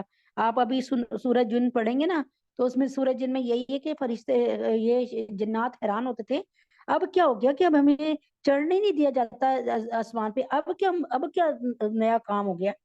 تو یہ جب وہ نبی پاک صلی اللہ علیہ وسلم کو ایک جگہ پر مکہ سے آتے ہوئے غالباً نخلا کے مقام پہ، دیکھ لوں گی اس کو، وہاں پر قرآن کی تلاوت کرتے سنا نا فجر کے وقت، تو انہیں پتا چلا کہ اچھا یہ تبدیلی ہوئی کہ ہمارے درمیان نبی اکرم صلی اللہ علیہ وسلم آ گئے، خاتم الانبیاء آ گئے، اور اب قرآن جو ہے وہ ایسا کلام ہے جس میں کوئی تبدیلی کسی طرح نہیں ہو سکتی، اور وہ اللہ تعالیٰ نے اس کی جو ہے حفاظت کے لیے سارا کے سارا جو ہے اللہ تعالیٰ نے سیٹ اپ لے لیا.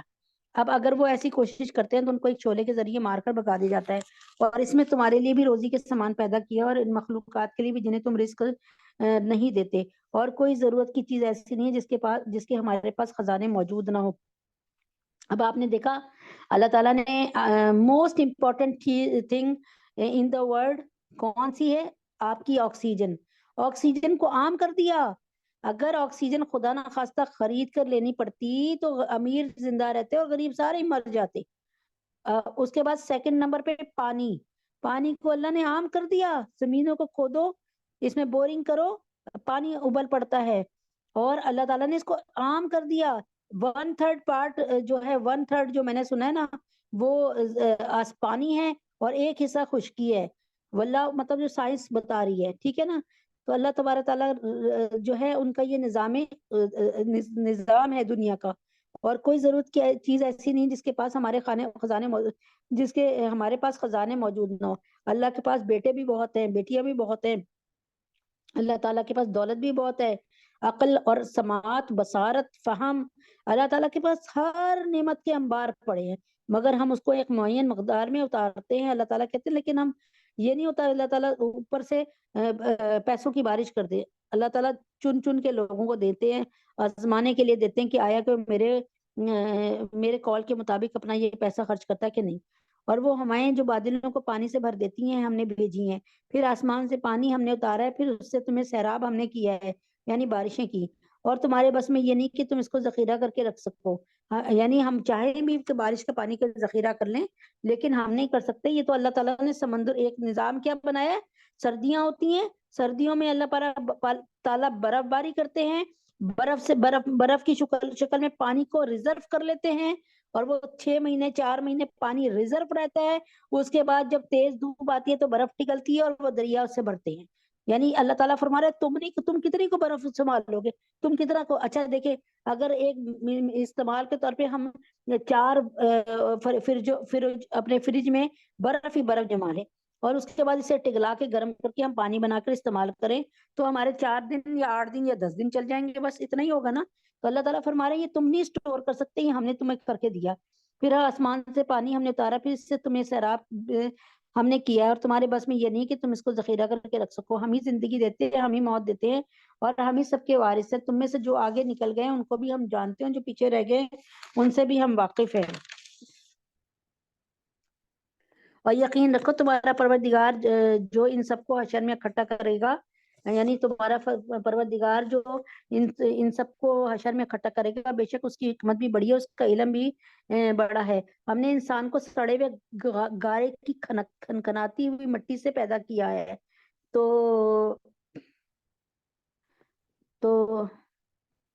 اور جنات کو اس سے پہلے ہم نے لو کی آگ سے پیدا کیا تھا. جس طرح انسان کے جد امجد, ہمارے جد امجد کون ہے؟ ہمارے ابا جان کون ہے؟ حضرت آدم علیہ السلام. اسی طرح جنات میں سب سے پہلے جس جن کو اللہ تعالیٰ نے پیدا کیا تھا اس کا نام جان تھا, اور اسے آگ سے پیدا کیا تھا. اور پھر اس جیسے ہمارا پتلا بنایا تھا, یعنی اللہ تعالیٰ نے حضرت آدم علیہ السلام کا پتلا بنایا تھا مٹی سے, اور پھر اس میں روح بخشی تھی. تو آدم علیہ السلام مٹی کے ہیں نا بنے ہوئے. تو اور ہم بھی آدم علیہ السلام کی اولاد میں, تو تمام انسان مٹی کی مخلوق ہے. اسی طرح تمام جنات میں اللہ تعالیٰ نے جس پہلے جن کو بنایا تھا اسے اللہ تعالیٰ نے, اس کا نام تھا جان, اس کو آگ سے پیدا کیا. تو اب یہ ہوا کہ تمام جنات آگ سے کی پیدائش ہے, اور اس میں اپنی روح اچھا لہذا جب میں اس کو اللہ تعالیٰ فرما رہے ہیں, اور وہ وقت اور جنات کو اس سے پہلے ہم نے لو کی آگ سے پیدا کیا. جنات کو ہم نے اس سے پہلے لو کی آگ سے پیدا کیا. اور وہ وقت یاد کرو جب تمہارے پروردگار نے فرشتوں سے کہا تھا میں گارے کی کھنکھناتی ہوئی مٹی سے ایک بشر کو پیدا کرنے والا ہوں, لہذا جب میں اس کو پوری طرح بنا لوں, اس میں اپنی روح پھونک دوں, تو تم سب اس کے آگے سجدے میں گر جانا. چنانچہ سارے کے سارے فرشتوں نے سجدہ کیا. اب اللہ تعالیٰ کیا فرماتے ہیں, الا ابلیس نے نہیں کیا. ابا ان یکون مع الساجدین, چنانچہ سارے کے سارے فرشتوں نے سجدہ کیا سوائے ابلیس کے, اس نے سجدہ کرنے والوں میں شامل ہونے سے انکار کر دیا. تو अल्लाह ने कहा इबलीस तुझे क्या हुआ कि तू सजदा करने वाले में शामिल नहीं हुआ। उसने कहा मैं ऐसा गिरा हुआ नहीं हूँ कि एक ऐसे बशर को सजदा करूं जिसे तूने सड़े हुए गारे की मट्टी से खनखनाती हुई सड़े हुए गारे की खनखनाती हुई मट्टी से पैदा किया। अब आप देखें ना, जब बर्तन बनाते हैं तो मट्टी का तो पोला पोला से होता है, जब उसे आग में तपा लेते हैं तो वो खनखनाने लगता है ना, उसमें से आवाजें आती हैं। अगर आप उसे टंग से मारे, उसे देखने के लिए ऐसे करें तो उसमें से आवाज आती है। तो कहा कि मैं ऐसा गिरा हुआ नहीं हूँ जो कि ऐसे बशर को सजदा करूं जिसे तूने सड़े हुए गारे की खनखनाती हुई मट्टी से पैदा किया। अल्लाह ने कहा अच्छा तू यहाँ से निकल जा क्योंकि तू मरदूद हो गया। यानी अल्लाह ने कहा था भाई सजदा करो तो सजदा कर देना चाहिए था, जैसे फरिश्तों ने सजदा किया। लेकिन काना मिनल जिन्नी, ये जिनों में से था, ये फरिश्ता थोड़ी था। कहता था खलकतनी मिन नार, नहीं, खलकतनी मिन नार, मैं तो आग से पैदा हुआ हूँ। वह खलकता हूँ वो खलकता हूँ मिन तीन, कि वो तो हाँ, कि वो तो मट्टी से पैदा हुआ है और मैं आग से पैदा हूँ। आग हमेशा ऊपर को जाती है, मट्टी हमेशा नीचे गिरती है, तो भाई मेरा मकाम बुलंद है। अल्लाह ने कहा अच्छा तू यहाँ से निकल जा क्योंकि तू मरदूद हो गया है। यानी मरदूद हुआ, तूने मेरे हुक्म से इनकार कर दिया और तुझ पर कयामत तक के दिन तक फटकार रहेगी। कहने लगा या रब मुझे उस दिन तक जिंदा रहने की मोहलत दे दीजिए जब लोग मरने के बाद दोबारा जिंदा किए जाएंगे। और अल्लाह ने फरमाया जा फिर तुझे मोहलत तो दे दी गई है, मगर एक ऐसी मियाद के दिन तक जो हमें मालूम है। यानी हमें पता है कि तुझे कब तक मोहलत दी है। कहने लगा यार अब जब चूंकि तूने मुझे गुमराह किया है, इसलिए अब मैं कसम खाता हूँ। अब अच्छा गुमराह खुद हुआ है अपने अड़ियल जिदों से और अपने निकम्मेपन की वजह से, लेकिन अल्लाह से कहता है कि यार अब मुझे आपने गुमराह किया ना, अब इसलिए अब मैं कसम खाता हूँ कि इन इंसानों के लिए दुनिया में दिलकशी पैदा कर दूंगा और इन सबको गुमराह करके रहूंगा, सिवाय तेरे इन बंदों के जिन्हें तूने इनमें से अपना मुखलिस बना लिया हो। अल्लाह ने फरमाया अल्लाह ने फरमाया ये है अल्लाह ने फरमाया है वो सीधा रास्ता जो मुझ तक पहुंचता है। यकीन रखो जो मेरे बंदे हैं उन पर तेरा कोई जोर नहीं चलेगा, सिवाय इन गुमराह के जो तेरे पीछे चलेंगे। और जहन्नम ऐसे तमाम लोगों का तयशुदा ठिकाना है, उसके 7 दरवाजे हैं, हर दरवाजे में दाखिले के लिए उन दो जख्मियों का एक एक ग्रुप बांट दिया गया है। दूसरी तरफ मुत्तकी लोग बागात और चश्मों के दरमियान रहेंगे। उनसे कहा जाएगा इन बागात में सलामती के साथ बेखौफ होकर, इन्नल मुत्तकीन फी जन्नातिन व उयून उदखुलूहा बिसलामिन उदखुलूहा बिसलामिन आमिनीन।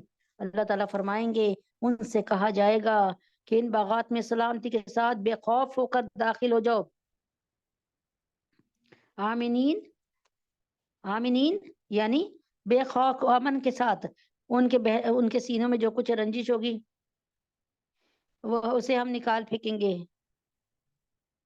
वो भाई भाई बनकर आमने सामने ऊंची नशिस्तों पे बैठे होंगे। यानी दुनिया में इन हजरात के दरमियान अगर कोई रंजिश रही हो तो जन्नत में पहुंचने के बाद अल्लाह ताला वो इनके दिलों से निकाल देंगे।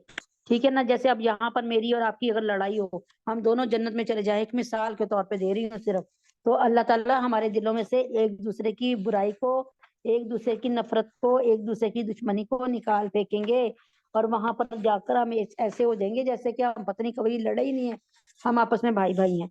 वहां ना कोई थकन उनके पास आएगी, ना उनको वहां से निकाला जाएगा। मेरे बंदों को बता दो, मेरे बंदों को बता दो, अल्लाह कह रहे मेरे बंदों को बता दो, मैं ही बहुत बख्शने वाला बड़ा मेहरबान हूँ। और ये भी बता दो कि मेरा अजाब ही दर्दनाक है, अजाब है। और उन्हें इब्राहिम के मेहमानों का हाल सुना दो, उस वक्त का हाल जब वो उनके पास पहुंचे और सलाम किया। ये दोबारा से रिपीट हो रहा है। इब्राहिम ने कहा हमें तो तुमसे डर लग रहा है। उन्होंने कहा डरिए नहीं, हम तो आपको एक साहबजादे साहिब इल्म लड़के की वलादत की खुशखबरी दे रहे हैं। ये फरिश्ते हजरत इब्राहिम अलैहिस्सलाम के पास बुढ़ापे में हजरत इसहाक अलैहिस्सलाम जैसे बेटे की पैदाइश की खबर लेकर आए। ये मैंने आपको पहले भी बताया था ना, जब कौम लूत को तबाह करने के इरादे से आए थे और हजरत लूत अलैहिस्सलाम डर रहे थे कि मेरी कौम के लोगों को पता चल गया कि इतने खूबसूरत लड़के मेरे पास आए हैं तो ये नाउजुबिल्लाह उनके साथ गंदा सलूक करेंगे। तो ये उस वक्त की बात दोबारा से रिपीट। ये फरिश्ता हजरत इब्राहिम अलैहिस्सलाम के पास बुढ़ापे में हजरत इसहाक अलैहिस्सलाम जैसे बेटे की खुशखबरी लेकर आए थे। और अल्लाह ताला के सख्त अजाब का भी जिक्र है कि उन्हें फरिश्तों के जरिए हजरत लूत अलैहिस्सलाम की कौम पर अजाब नाजिल किया गया। اس وقت کا حال اور انہیں ابراہیم کے مہمانوں کا حال سنا دو. اس وقت کا حال جب وہ ان کے پاس پہنچے اور انہوں نے سلام کیا. ابراہیم نے کہا ہمیں تو تم سے ڈر لگ رہا ہے. انہوں نے کہا ڈریے نہیں, ہم تو آپ کو صاحبزادے ایک صاحب علم لڑکے کی ولادت کی خوشخبری دے رہے ہیں. حضرت ابراہیم علیہ السلام ان کو انسان سمجھ کر ان کی مہمانی کے لیے بچڑے کا بنا ہوا گوشت لے کر آئے تھے, لیکن انہوں نے کھانے سے بالکل انکار کر دیا, جو اس علاقے کے رواج کے مطابق اس بات کی علامت تھی کہ یہ کوئی دشمن ہے.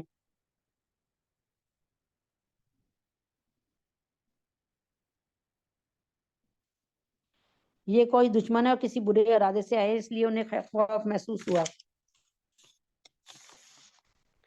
ایک منٹ. بسم اللہ.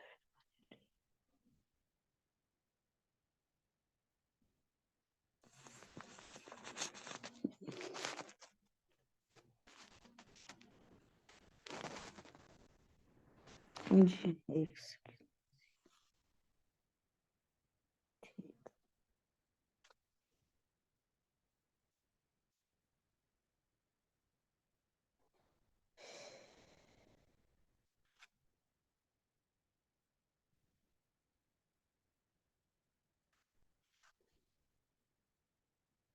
اعوذ باللہ من الشیطان الرجیم. کچھ نیٹ کی پرابلم ہو رہی ہے, معافی چاہتی ہوں. ہم آپ کے پاس اٹل فیصلہ لے کر آئے اور یقین رکھیے ہم سچے ہیں. اچھا, ابراہیم نے کہا کیا تم مجھے اس حالت میں خوشخبری دے رہے ہو جبکہ مجھ پر بڑھاپا چھا چکا ہے؟ پھر کس بنیاد پر مجھے خوشخبری دے رہے ہو؟ وہ بولے ہم نے آپ کو سچی خوشخبری دی ہے, لہذا آپ ان لوگوں میں شامل نہ ہو جو نا امید ہو جاتے ہیں. ابراہیم نے کہا اپنے پروردگار کی رحمت سے گمراہوں کے سوا کوئی نا امید کون نا امید ہو سکتا ہے. یعنی اللہ تعالیٰ فرماتے ہیں, اللہ تعالیٰ کے نبی ابراہیم فرما رہے ہیں کہ پروردگار کی رحمت سے یعنی جو گمراہ ہوگا نا وہی اللہ کی رحمت سے نا امید ہوگا. بس جو گمراہ ہوگا, جو سیدھے اور سچے راستے پہ ہوگا, وہ کبھی بھی کسی حال میں اللہ کی رحمت سے نا امید نہیں ہوگا. پھر انہوں نے پوچھا کہ اللہ تعالیٰ, اللہ کے بھیجے فرشتوں, آپ کے سامنے کیا مہم ہے, کس کام پہ آئے ہو؟ انہوں نے کہا ہمیں ایک مجرم قوم کی طرف عذاب نازل کرنے کے لیے بھیجا گیا ہے. البتہ لوط کے گھر والے اس سے مستثنا ہیں, ہم ان سب کو بچا لیں گے سوائے ان کی بیوی کے. ہم نے یہ طے کر رکھا ہے کہ وہ ان لوگوں میں شامل رہے گی, یعنی ان کی بیوی ان لوگوں میں شامل رہے گی جو عذاب کا نشانہ بننے کے لیے پیچھے رہ جائیں گے. چنانچہ جب یہ فرشتے لوط کے گھر والوں کے پاس پہنچے تو لوط نے کہا آپ لوگ اجنبی معلوم ہوتے ہیں.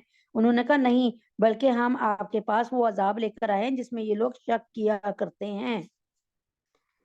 ہم آپ کے پاس اٹل فیصلہ لے کر آئے اور یقین رکھیے ہم سچے ہیں, لہٰذا آپ رات کے کسی حصے میں, یعنی آپ جو ہے رات کے کسی حصے میں اپنے گھر والوں کو لے کے لوط علیہ السلام نکل جائیے اور آپ خود ان کے پیچھے پیچھے چلیے اور آپ میں سے کوئی پیچھے مڑ کر نہ دیکھے اور وہیں جانے کے لیے چلتے رہیں جہاں تک آپ کو جانے کا حکم ہے.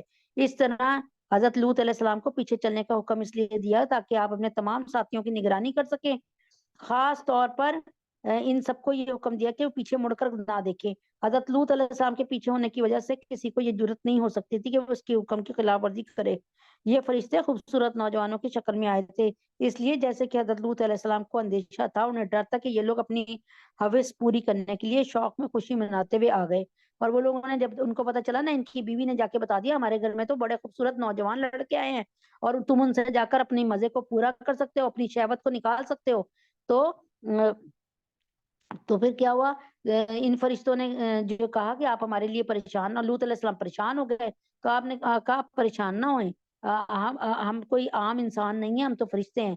اس طرح ہم نے لوط تک اپنا یہ فیصلہ پہنچا دیا کہ صبح 3 لوگوں کی جڑ کاٹ کر رکھ دی جائے گی, یعنی یہ زمین کھا گئی آسماں کیسے کیسے.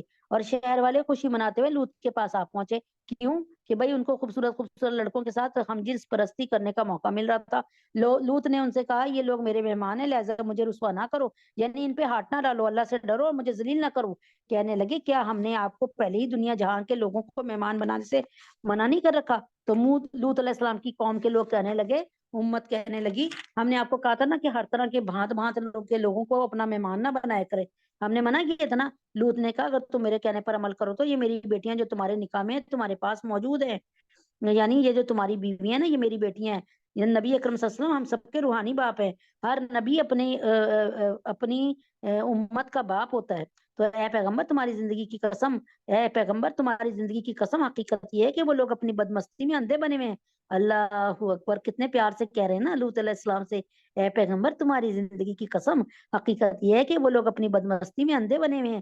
چنانچہ سورج نکلتے ہی ان کو چنگاڑ نے آ پکڑا، پھر ہم نے اس زمین کو تہ و بالا کر کے رکھ دیا، پوری زمین کو ایسے حضرت جبریل نے اٹھایا جیسے کہ آپ ٹرے بھر کے نا، بہت سارے ٹرے میں کپ رکھ کے اور چیزیں رکھ کے اٹھاتی ہیں نا ایک دو ہاتھوں سے، اس طرح اسی طرح انہوں نے اپنی کہتے ہیں پروں سے، پر کے کونوں سے آپ کی زمین کو پکڑا اور پھر آسمان تک لے گئے۔ آسمان کے فرشتوں نے لوط علیہ السلام کے مرغوں کی آوازیں اور کتوں کے بھونکنے کی آوازیں سنی، پھر ہم نے اس زمین کو تہ و بالا کر دیا اور اس پہ پکی مٹی کے پتھروں کی بارش برسا دی، یعنی الٹ گیا نا سارا کچھ۔ حقیقت یہ ہے ان سارے واقعے میں ان لوگوں کے لیے بڑی بڑی نشانیاں جو عبرت کی نگاہ سے دیکھتے ہوں، اور یہ بستیاں ایک ایسے رستے پر واقع ہے جس پر لوگ مستقل چلتے رہتے ہیں، آج بھی چلتے رہتے ہیں۔ یقیناً اس میں ایمان والوں کے لیے بڑی عبرت ہے۔ کسی نبی کی امت میں جتنی عورتیں ہوتی ہیں وہ اس نبی کی روحانی بیٹیاں ہوتی ہیں۔ اچھا، حضرت لوط علیہ السلام کی بستیاں اردن کے بحیرہ مردار کے پاس واقع تھی، اور عرب کے لوگ جب شام کا سفر کرتے تو ان بستیوں کے آثار ان کے راستے میں پڑتے تھے، اور ڈیڈ سی جو پڑتا تھا نا۔ اور دوسری بات یہ تھی کہ عرب کے لوگوں کے یہاں اپنا تو کوئی کاروبار تھا نہیں، یہ مکہ کے لوگ، عرب کے لوگ کہاں جاتے تھے؟ سردیوں میں شام کی یمن کی طرف، اور گرمیوں میں شام کی طرف۔ اور ایکا کے باشندے بھی بڑے ظالم تھے۔ ایکا اصل میں گھنے جنگل کو کہتے ہیں۔ حضرت شعیب علیہ السلام جس قوم کی طرف بھیجے گئے تھے وہ ایسے ہی گھنے جنگل کے پاس واقع تھی، چنانچہ ہم نے ان سے انتقام لیا، اور ایکا کے باشندے بڑے ظالم تھے، چنانچہ ہم نے ان سے انتقام لیا، اور ان دونوں قوموں کی بستیاں کھلی شاہراہ پر واقع ہیں۔ اور ہجر کے باشندوں نے بھی پیغمبروں کو جھٹلایا، اور ہم نے ان کو اپنی نشانیاں دی تو وہ ان سے منہ موڑے رہے، اور وہ پہاڑوں کو تراش کر بے خوف و خطر مکان بنایا کرتے تھے۔ آخر انہیں صبح صبح ایک چنگاڑ نے آ پکڑا، اور نتیجہ یہ ہوا کہ جس ہنر سے وہ کمائی کرتے تھے وہ ان کے کچھ کام نہ آیا۔ حضرت شعیب علیہ السلام کی بستی مدین میں اردن میں واقع ہے، ٹھیک ہے۔ اور حضرت شعیب علیہ السلام جو ہے نا اور اہل عرب شام جاتے ہوئے جب وہ شام کی طرف سفر کرتے تھے نا گرمیوں میں، تو یہ بستی ان کے راستے میں آتی تھی۔ ہجر جو ہے، ہجر ہا کے نیچے زیر ہے، قوم سمود کی ان بستیوں کا نام تھا جن کے پاس حضرت صالح علیہ السلام کو پیغمبر بنا کر بھیجا تھا۔ حضرت صالح علیہ السلام کو کہاں بھیجا تھا؟ صالح علیہ السلام کو قوم سمود پر بھیجا تھا، ٹھیک ہے۔ اور ہم نے آسمانوں اور زمینوں کو ان کے درمیان جو کچھ ہے اس کو کسی برحق مقصد کے بغیر پیدا نہیں کیا، اور قیامت کی گھڑی آ کر رہے گی، لہٰذا اے پیغمبر ان کافروں کے طرز عمل پر خوبصورتی کے ساتھ درگزر کیجئے، یعنی ان کو منہ ہی نہ لگائیے، ان کی باتوں سے آپ پریشان ہی نہ ہو۔ یقین رکھو کہ تمہارا رب ہی یقین رکھو کہ تمہارا رب ہی سب کو پیدا کرنے والا ہے، سب کو جاننے والا ہے۔ اور ہم نے تمہیں 7 ایسی آیتیں دے رکھی ہیں جو بار بار پڑھی جاتی ہیں، اور عظمت والا قرآن عطا کیا ہے۔ یہاں اللہ تعالیٰ نے کیا چیز کو بتایا ہمیں دوبارہ سے، کوئی قرآن کی صورت ایسی نہیں ہے جو اللہ نے دوبارہ جتائی ہو۔ وَلَقَدْ آتَيْنَاكَ سَبْعًا مِّنَ المثانی والقرآن العظیم۔ اللہ تعالیٰ فرما رہے ہیں کہ ہم نے تم کو 7 مثانی یعنی 7 آیتیں دی، یعنی سورہ فاتحہ۔ سورہ فاتحہ کیا ہے؟ سورہ فاتحہ قرآن عظیم ہے، ام القرآن ہے، قرآن کی ماں ہے، ام الکتاب ہے، کتاب کی ماں ہے، ام القرآن اور ام الکتاب ہے۔ فاتحۃ القرآن اور فاتحۃ الکتاب ہے، اس سے قرآن شروع ہوتا ہے۔ یہ 7 مثانی ہے، یہ 7 آیتیں ہیں، یہ وافیہ کافیہ ہے، یہ ہر ایک کی کمی پوری کر دیتی ہے، کوئی اس کی کمی نہیں پوری کر سکتا۔ جیسے ماں کی کمی بچے نہیں نا پوری کر سکتے، اسی طرح سورہ فاتحہ کی کمی کوئی نہیں پوری کر سکتا۔ کوئی نماز ایسی نہیں ہے جس میں سورہ فاتحہ نہ پڑھی جاتی ہو، یعنی چاہے سنت ہو، چاہے نوافل ہو، چاہے فرض ہو، چاہے واجب ہو۔ اور یہ قرآن عظیم بھی ہے اور شفاء الکتاب بھی ہے۔ یہ ہم نے تمہیں 7 ایسی آیتیں دی ہیں جو بار بار پڑھی جاتی ہیں، اور عظمت والا قرآن عطا کیا، یعنی میں نے آپ کو بتایا کہ اللہ کے نبی کی حدیث سے غالباً حضرت انس رضی اللہ تعالیٰ عنہ اس کے راوی ہیں، فرماتے ہیں کہ اللہ تعالیٰ کے نبی نے فرمایا کہ نہ تورات میں، نہ انجیل میں، نہ زبور میں کوئی اس کے مثل صورت نہیں ہے، اور نہ پورے قرآن میں کوئی اس کے مثل کی صورت ہے. یہ قرآن کا متن ہے اور پورے قرآن اس کی تشریح ہے. اور تم ان چیزوں کی طرف ہرگز آنکھ اٹھا کر نہ دیکھو نہ ہرگز آنکھ اٹھا کر بھی نہ دیکھو جو ہم نے ان کافروں میں مختلف لوگوں کو مزے اڑانے کے لیے دے رکھی ہے, اور نہ ان لوگوں پر اپنا دل کڑاؤ, اور جو لوگ ایمان لائے ہیں ان کے لیے اپنی شفقت کا بازو پھیلا دو. یہاں پر اللہ تعالیٰ فرماتے ہیں کہ جو یہ کفار جو ہے نا, اچھا یہاں پہ ہے کہ مکی زندگی میں ان سے لڑنے کی اجازت نہیں تھی, اللہ تعالیٰ کو نے دی, کیونکہ مسلمانوں کا زور کم تھا, اور ان کی طرف سے جو مسلمانوں کو اذیتیں پہنچ رہی تھی ان کا بدلہ لینے کا بھی حکم نہیں تھا. درگزر کرنے سے یہ مراد ہے کہ فی الحال ان سے کوئی بدلہ نہ لو. اس طرح مسلمانوں کو تکلیفوں کی بھٹی سے گزار کر اللہ تعالیٰ نے ان میں اعلیٰ اخلاق پیدا کر دیا, ان میں ضبط پیدا کر دیا.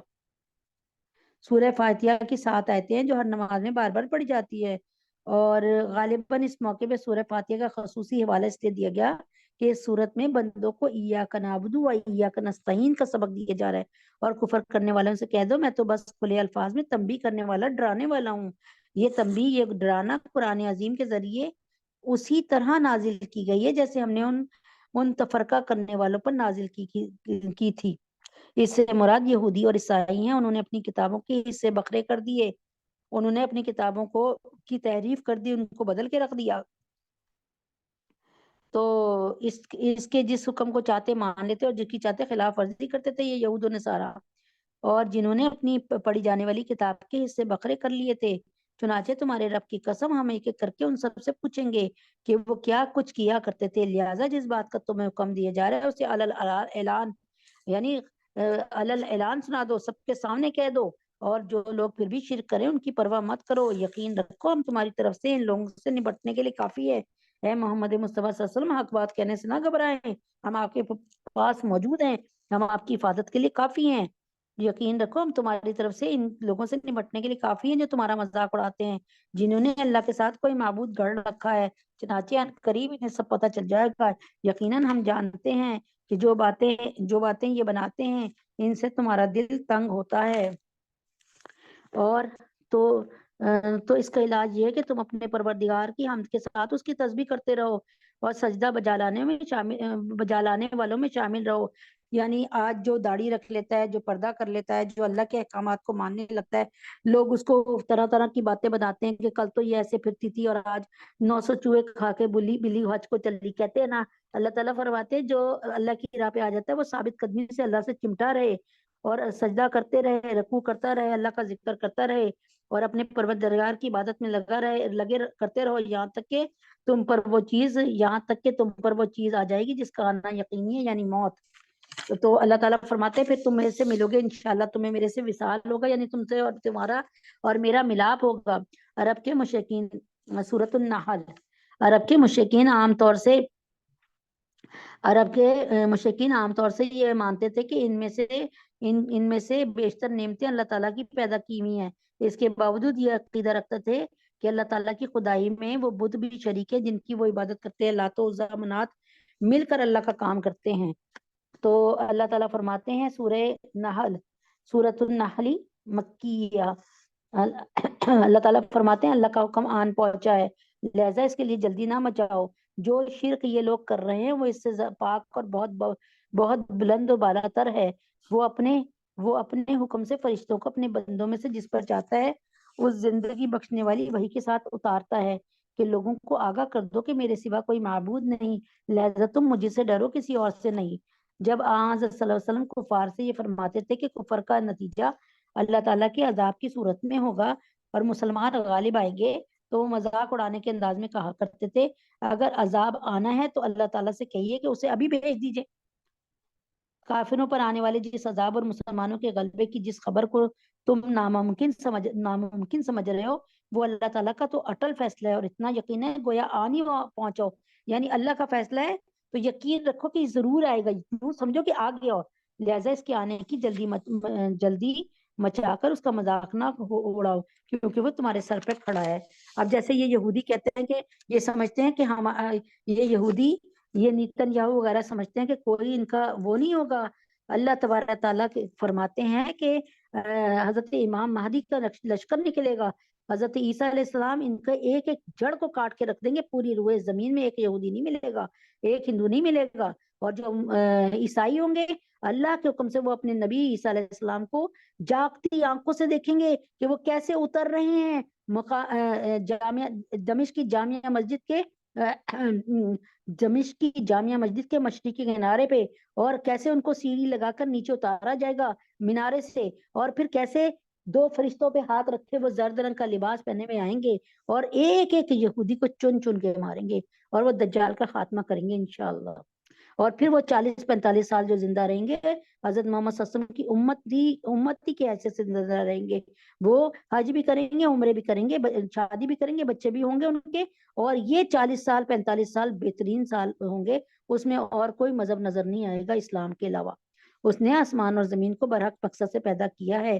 جو یعنی اب ہم سوچیں کہ جلدی سے حضرت عیسیٰ علیہ السلام آ جائیں، امام مہدی آ جائیں، اللہ تعالیٰ فرما رہے ہیں کہ تم بس میرا دامن پکڑے رکھو، جو ان چیزوں سے میں منع کر رہا ہوں اس سے باز آ جاؤ، اور جو کرنے کو کہہ رہا ہوں وہ کرتے رہو. ان قریب میرے پاس تمہیں بہترین ٹھکانہ ملے گا.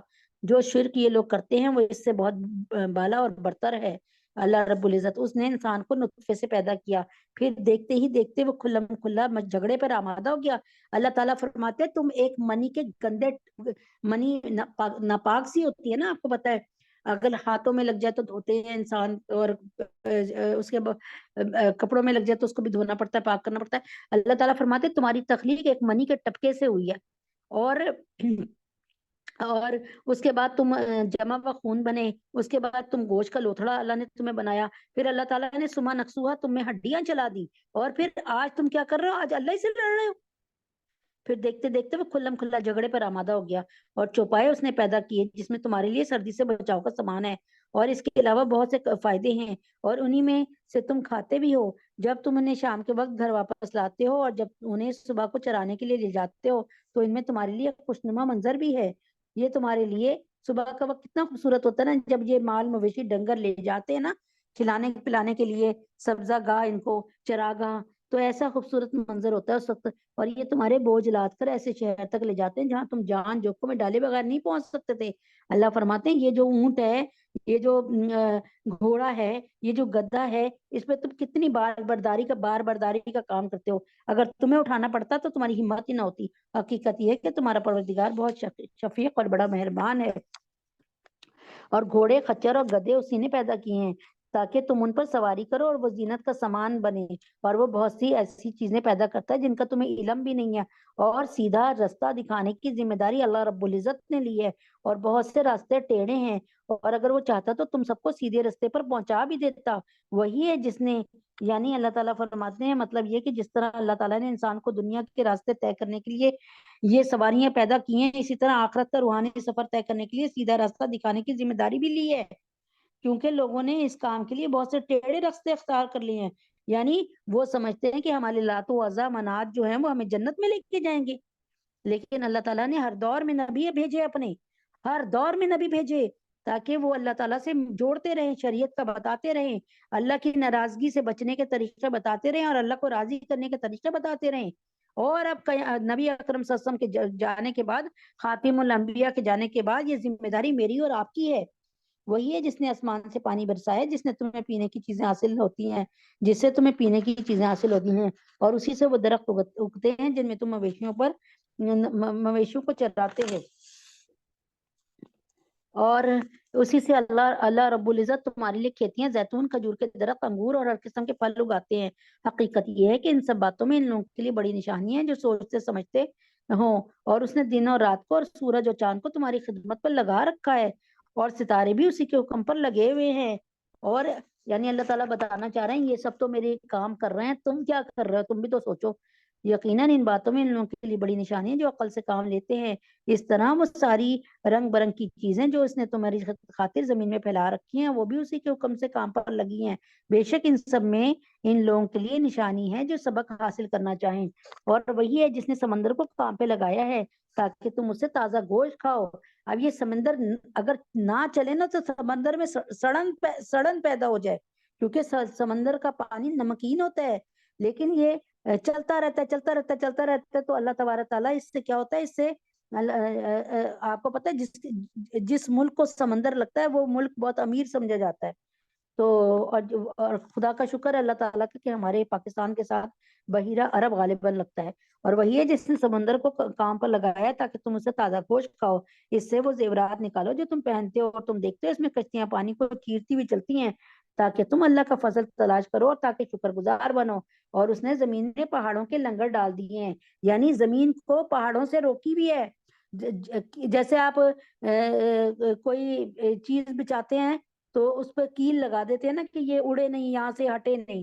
اللہ تعالیٰ نے زمین کو پہاڑوں زمین کے سارے کناروں پہ پہاڑ کھڑے کیے ہیں تاکہ وہ تم کو لے کر ڈگمگائے نہیں, اور دریا اور رستے بنائے تاکہ تم منزل مقصود تک پہنچ سکو. جب زمین کو شروع میں سمندر پہ بچھایا گیا, کیونکہ پوری زمین سمندر پہ بچھی ہوئی ہے, تو وہ ڈگمگاتی تھی. اللہ تعالیٰ نے پہاڑوں کے ذریعے اس کو جما دیا. جدید سائنس کے مطابق اب بھی بڑے بڑے بر اعظم سمندر کے پانی پہ تھوڑے تھوڑے سرکتے رہتے ہیں, لیکن یہ سرکنا, یہ چلنا اتنا معمولی ہوتا ہے کہ انسان کو اس کا احساس تک نہیں ہوتا. اور رستوں کی پہچان کے لیے بہت سی علامات اللہ نے بنا دی, اور ستاروں سے بھی یہ لوگ رستہ معلوم کرتے ہیں. اب یہ بتاؤ جو ذات یہ ساری چیزیں پیدا کرتی ہے, کیا وہ ان کے برابر ہو سکتی ہے جو کچھ پیدا نہیں کرتے؟ یہ تمہارے لات و عزا منات, یہ حبل, یہ بال کیا پیدا کرتے ہیں؟ کیا پھر بھی تم سے کوئی سبق نہیں لیتے؟ اور اگر تم اللہ کی نعمتوں کو گننے لگو تو انہیں شمار نہیں کر سکتے. حقیقت یہ کہ اللہ بہت بخشنے والا ہے, بڑا مہربان ہے, اور اللہ وہ باتیں بھی جانتا ہے جو تم چھپ کر کرتے ہو, اور وہ باتیں بھی جانتا ہے جو تم علل اعلان کرتے ہو. اور اللہ تعالیٰ کو چھوڑ کر یہ لوگ جن بھی دیوتاؤں کو پکارتے ہیں وہ کچھ بھی پیدا نہیں کرتے, وہ تو خود ہی مخلوق ہیں, وہ بے جان ہیں. اچھا, ان باتوں سے کہتے تھے کہ نبی ہمارے معبودوں کی برائی کرتے ہیں. یہ بتائیں آپ یہ کوئی برائی کر رہے ہیں؟ یہ تو ایک بات بتا رہے ہیں کہ تمہارے کچھ کام نہیں آئیں گے, وہ بے جان ہیں, ان میں زندگی نہیں. ان کو اس بات کا بھی احساس نہیں ہے کہ ان لوگوں کو کب زندہ کر کے اٹھایا جائے گا. اس سے مراد وہ بت مراد ہیں جن کی وہ پوجا کرتے تھے. فرمایا گیا کہ وہ کسی کو پیدا تو کیا کرتے ہیں, خود پیدا ہونے کے قابل بھی نہیں رہے, اور نہ ہی ان میں جان ہے, نہ ہی انہیں یہ احساس ہے کہ ان کے پجاریوں کو مرنے کے بعد کب زندہ کیا جائے گا. تمہارا معبود تو بس ایک ہی خدا ہے, لہٰذا جو لوگ آخرت پہ ایمان نہیں رکھتے ان کے دل میں انکار پیوست ہو گیا ہے, اور وہ گھمنڈ میں مبتلا ہو گئے ہیں. ظاہر بات ہے, ہر بات پہ اللہ کے نبی کی ہر بات پہ انکار ہی کرتے تھے. ظاہر بات ہے اللہ وہ باتیں بھی جانتے ہیں جو وہ چھپ کر کرتے تھے, اور وہ بھی جو علل اعلان کرتے تھے. وہ یقیناً گھمنڈ کرنے والوں کو, تکبر کرنے والوں کو پسند نہیں کرتا اللہ. اور جب ان سے کہا گیا تمہارے رب نے کیا بات نازل کی ہے, تو انہوں نے کہا گزرے ہوئے لوگوں کے افسانے. یعنی وہ جب ان سے کہا جاتا نا کہ یہ قرآن پڑھو, یہ قرآن کے احکامات پر چلو, تو کہتے ہیں قرآن تو اسٹوری بک ہے, صرف قرآن تو گزرے ہوئے لوگوں کے افسانے ہیں, واقعات ہیں. ان باتوں کا نتیجہ یہ ہے کہ قیامت کے دن خود اپنے گناہوں کی پورے بوجھ بھی اپنے پر لا دیں گے, اور ان لوگوں کے بوجھ کا ایک حصہ بھی جنہیں یہ کسی علم کے بغیر گمراہ کر رہے ہیں, جیسے دوسروں کو کہہ رہے ہیں داڑھی مت رکھو, پردہ نہ کرو. اللہ تعالیٰ فرماتے ہیں ان لوگوں کا بوجھ بھی وہی اٹھائیں گے. یاد رکھو بہت بڑا بوجھ ہے جو یہ لاد رہے ہیں. یعنی اللہ کے کلام کو افسانہ قرار دے کر انہوں نے جن لوگوں کو گمراہ کیا ہے, ان کے ایسے گناہوں کا بوجھ بھی ان پر لادا جائے گا جو انہوں نے ان کے زیر اثر آ کر کیے تھے. تو یہاں پر ہم نے اللہ پاک نے ہمارے ساتھ معاملہ یہ فرمایا کہ 9 رکوع الحمدللہ 14ویں پارے کے 9 رکوع اللہ پاک نے کر دیے, اور امید ہے کہ کل اللہ تعالی ہمیں سورۃ الکہف پہ لے آئیں گے. امید تو ہے اللہ کی ذات سے. تو دیکھیں کل جمعہ ہے الحمدللہ. تو اعوذ باللہ من الشیطان الرجیم, بسم اللہ الرحمن الرحیم. اب یہ ہے کہ الحمدللہ رب العالمین, اللہ تعالیٰ نے جب دن بنائے تو اللہ تعالیٰ نے دنوں کی گنتی ایسے لکھی, ایسے رکھی کہ اللہ تبارک تعالیٰ نے دنوں کی ترتیب 12 مہینے, یعنی جب اللہ تعالیٰ نے جب آسمان اور زمین بنائے تو اللہ تعالیٰ نے 12 مہینوں کی ترتیب بنا دی. اللہ تعالیٰ نے جب 12 مہینوں کی ترتیب بنائی تو 4 مہینے اپنے بنا دیے, اور قرآن میں اس بات کا اعلان کر دیا سورہ توبہ میں بھی کہ یہ اور اس کے علاوہ بھی ہوا کہ یہ 4 مہینے میرے ہیں, یہ 4 مہینے میرے ہیں. تو ان میں تم ان 4 مہینوں کا احترام کرو. ان میں سے جو کہ رجب, محرم, رجب اور ذی القعدہ اور ذی الحج, پہلا مہینہ محرم، 7واں مہینہ اور 11واں اور 12واں، اور اس کے بعد اللہ تبارک تعالیٰ کے حکم سے اللہ تبارک تعالیٰ نے یعنی یہ مہینہ جو شعبان المعظم چل رہا ہے، یہ مہینہ آپ جناب صلی اللہ علیہ وسلم کا ہے، یعنی اس میں خوب درود پڑھیں اور ان کے تمام سنتوں کو اپنائیں اور اعمال حسنہ کو، اللہ تعالیٰ کے نبی اکرم صلی اللہ علیہ وسلم کے اخلاق کو اپنائیں، اور حضرت محمد صلی اللہ علیہ وسلم نے جن باتوں سے منع کیا ان باتوں سے منع ہو جائیں، اور جن باتوں کو کرنے کا حکم دیا ان باتوں کو کریں۔ اچھا، اب اس میں یہ ہے کہ بہت سی جگہ، بلکہ کئی جگہ تھوڑا سا اختلاف بھی ہوتا ہے، اور کہا جاتا ہے کہ یہ باتیں جو ہے تھوڑی سی اختلافی باتیں بھی یہ ہو جاتی ہیں، لیکن بات کو میں یوں سمجھاتی ہوں کہ یہ مہینہ، اس کی جو شعبان کا مہینہ ہے، اس میں جو ہے ایک 14ویں اور 15ویں رات، یعنی 14ویں یعنی اتوار کو جب شام ہو جائے گی نا اور مغرب کی نماز، اس دفعہ یعنی پیر کا دن، پیر ہے 15ویں شعبان، تو ہو سکے جتنی آسانی سے ہو سکے آپ عبادت کر لیں، مغرب یعنی اتوار کی مغرب کے بعد سے ہی کوشش کریں وضو میں رہیں، وضو نہیں بھی ہو تو ذکر کریں، جن عبادات میں آپ کا دل لگے خوب عبادات کر لیں، اور جو ہے اس مہینے میں کثرت سے روزے رکھیں۔ اللہ کے نبی اکرم صلی اللہ علیہ وسلم اس مہینے میں، ماں عائشہ فرماتی ہیں کہ روزے رکھتے تھے تو لگتا تھا روزے رکھتے ہی رہیں گے،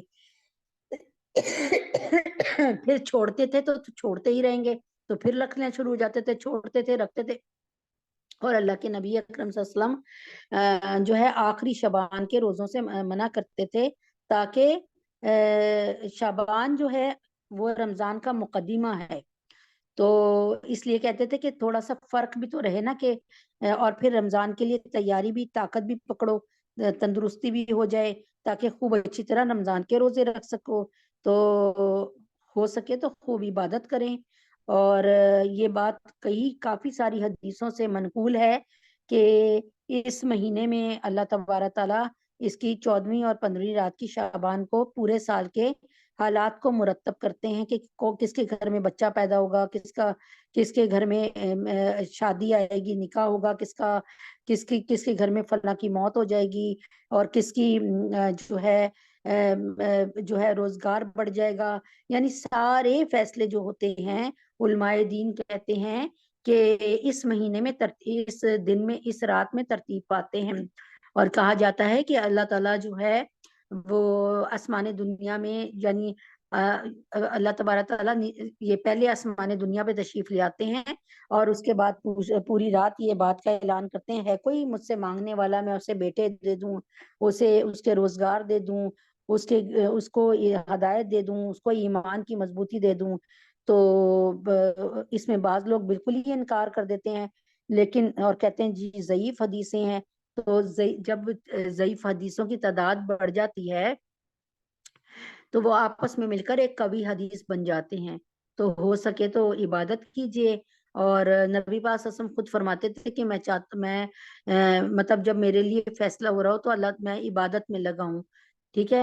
اب دیکھیں نا، ایک بندہ ہے جو آپ کی خدمت کر رہا ہے، تو آپ اس کے لیے اچھا ہی سوچیں گے نا کہ بھائی اس کو میں دے دوں، اس کا یہ کام کر دوں، تو ہو سکے تو خوب عبادت کیجئے، اللہ تعالیٰ کو راضی کیجئے، دروشی پڑھیے، جو ذکر کلمہ پڑھ لیجئے، استغفار پڑھ لیجئے، نماز نفل 1-2 رکعت میں آپ کئی ساری نیتیں کر لیں، یعنی نیتیں یعنی یوں کر لیں کہ میں صلاۃ المغفرت پڑھ رہا ہوں کہ اللہ میری مغفرت فرما دے، صلاۃ التوبہ پڑھ رہا ہوں کہ اللہ سے میں توبہ کرتا ہوں، صلاۃ استخارہ، صلاۃ شکر، اور صلاۃ استخارہ اور حاجت کی نفل پڑھ رہا ہوں، اس طرح کئی نیتیں کرنے کے بعد آپ کو فائدہ یہ ہوگا کہ آپ کی توبہ کے نفل بھی ہو جائیں گے، آپ کے شکرانے کے نفل بھی ہو جائیں گے، ہر کام میں آپ کا استخارہ بھی ہو جائے گا، اور اللہ تعالیٰ کے تک آپ کی جو حاجت ہوں گی، یہ بھی ہو سکتا ہے کہ بغیر مانگے اللہ پوری فرما دے، دل میں ابھی آپ کو حاجت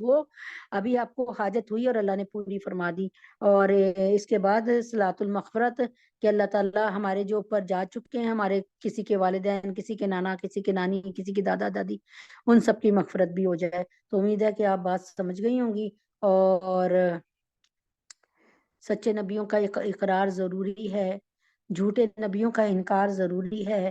ختم نبوت کی نگری میں چور گھسے، ختم نبوت کی نگری میں چور گھسے، نگری والے ہوں ہوشیار ضروری ہے۔ اچھا، میں آپ سے بتا رہی تھی، میں نے کل بتایا تھا کہ نبی اکرم صلی اللہ علیہ وسلم آخر الزماں ہیں، اور میں نے یہ بھی بتایا تھا کہ نبی پاک صلی اللہ علیہ وسلم نے فرمایا تھا میرے بعد 30 جھوٹے نبی پیدا ہوں گے، مطلب 30 جھوٹے نبی آئیں گے، اور ہر نبی کہے گا میں سچا نبی ہوں۔ نبی اکرم صلی اللہ علیہ وسلم کے دور نبوت میں 4 جھوٹے نبی آئے، جن میں سے سب سے پہلے اسود انسی، جو یمن سے تعلق رکھتا تھا اسود انسی، اس نے بہت جو ہے تکبر کیا اور نبوت کا دعویٰ کیا، اور اس نے مسلمان علاقوں پہ چڑھائی کر کے بہت سے مسلمانوں کو، حکمرانوں کو مار دیا، اور اس نے نبوت کا دعویٰ کیا کہ میں نبی ہوں۔ اس کا ایک گدھا تھا جس کو وہ کہتے تھے سجدہ کرو تو وہ سجدے میں چلا جاتا تھا، اور اس کی وجہ سے اس کو بڑی مقبولیت بھی ملی، اور وہ اسود انسی بہت جو تھا وہ کیا تھا، اسود انسی بہت جو ہے اس کی شہرت ہو چکی تھی، اور لیکن وہ شعبدہ باز تھا، یعنی اس کے پاس موکل تھے، اس پر حملہ کرنا آسان نہیں تھا۔ تو نبی پاک صلی اللہ علیہ وسلم میں کل بتاؤں گی کہ اس کو کیسے مارا گیا۔ ابھی میں یہ بتانا چاہ رہی ہوں کہ نبی اکرم صلی اللہ علیہ وسلم تک کیونکہ ٹائم کم ہے نا، تو نبی پاک صلی اللہ علیہ وسلم تک جب یہ خبر پہنچی کہ اسود انسی مارا گیا ہے، ہلاک ہو گیا، غارت ہو گیا، تو نبی پاک صلی اللہ علیہ وسلم نے بے قرار نبی اکرم صلی اللہ علیہ وسلم کا دنیا سے جانے کا، وصال کا وقت آ گیا، تو نبی اکرم صلی اللہ علیہ وسلم کے پاس جبریل امی حاضر ہوئے۔ فرمایا کیسے آنا ہوا؟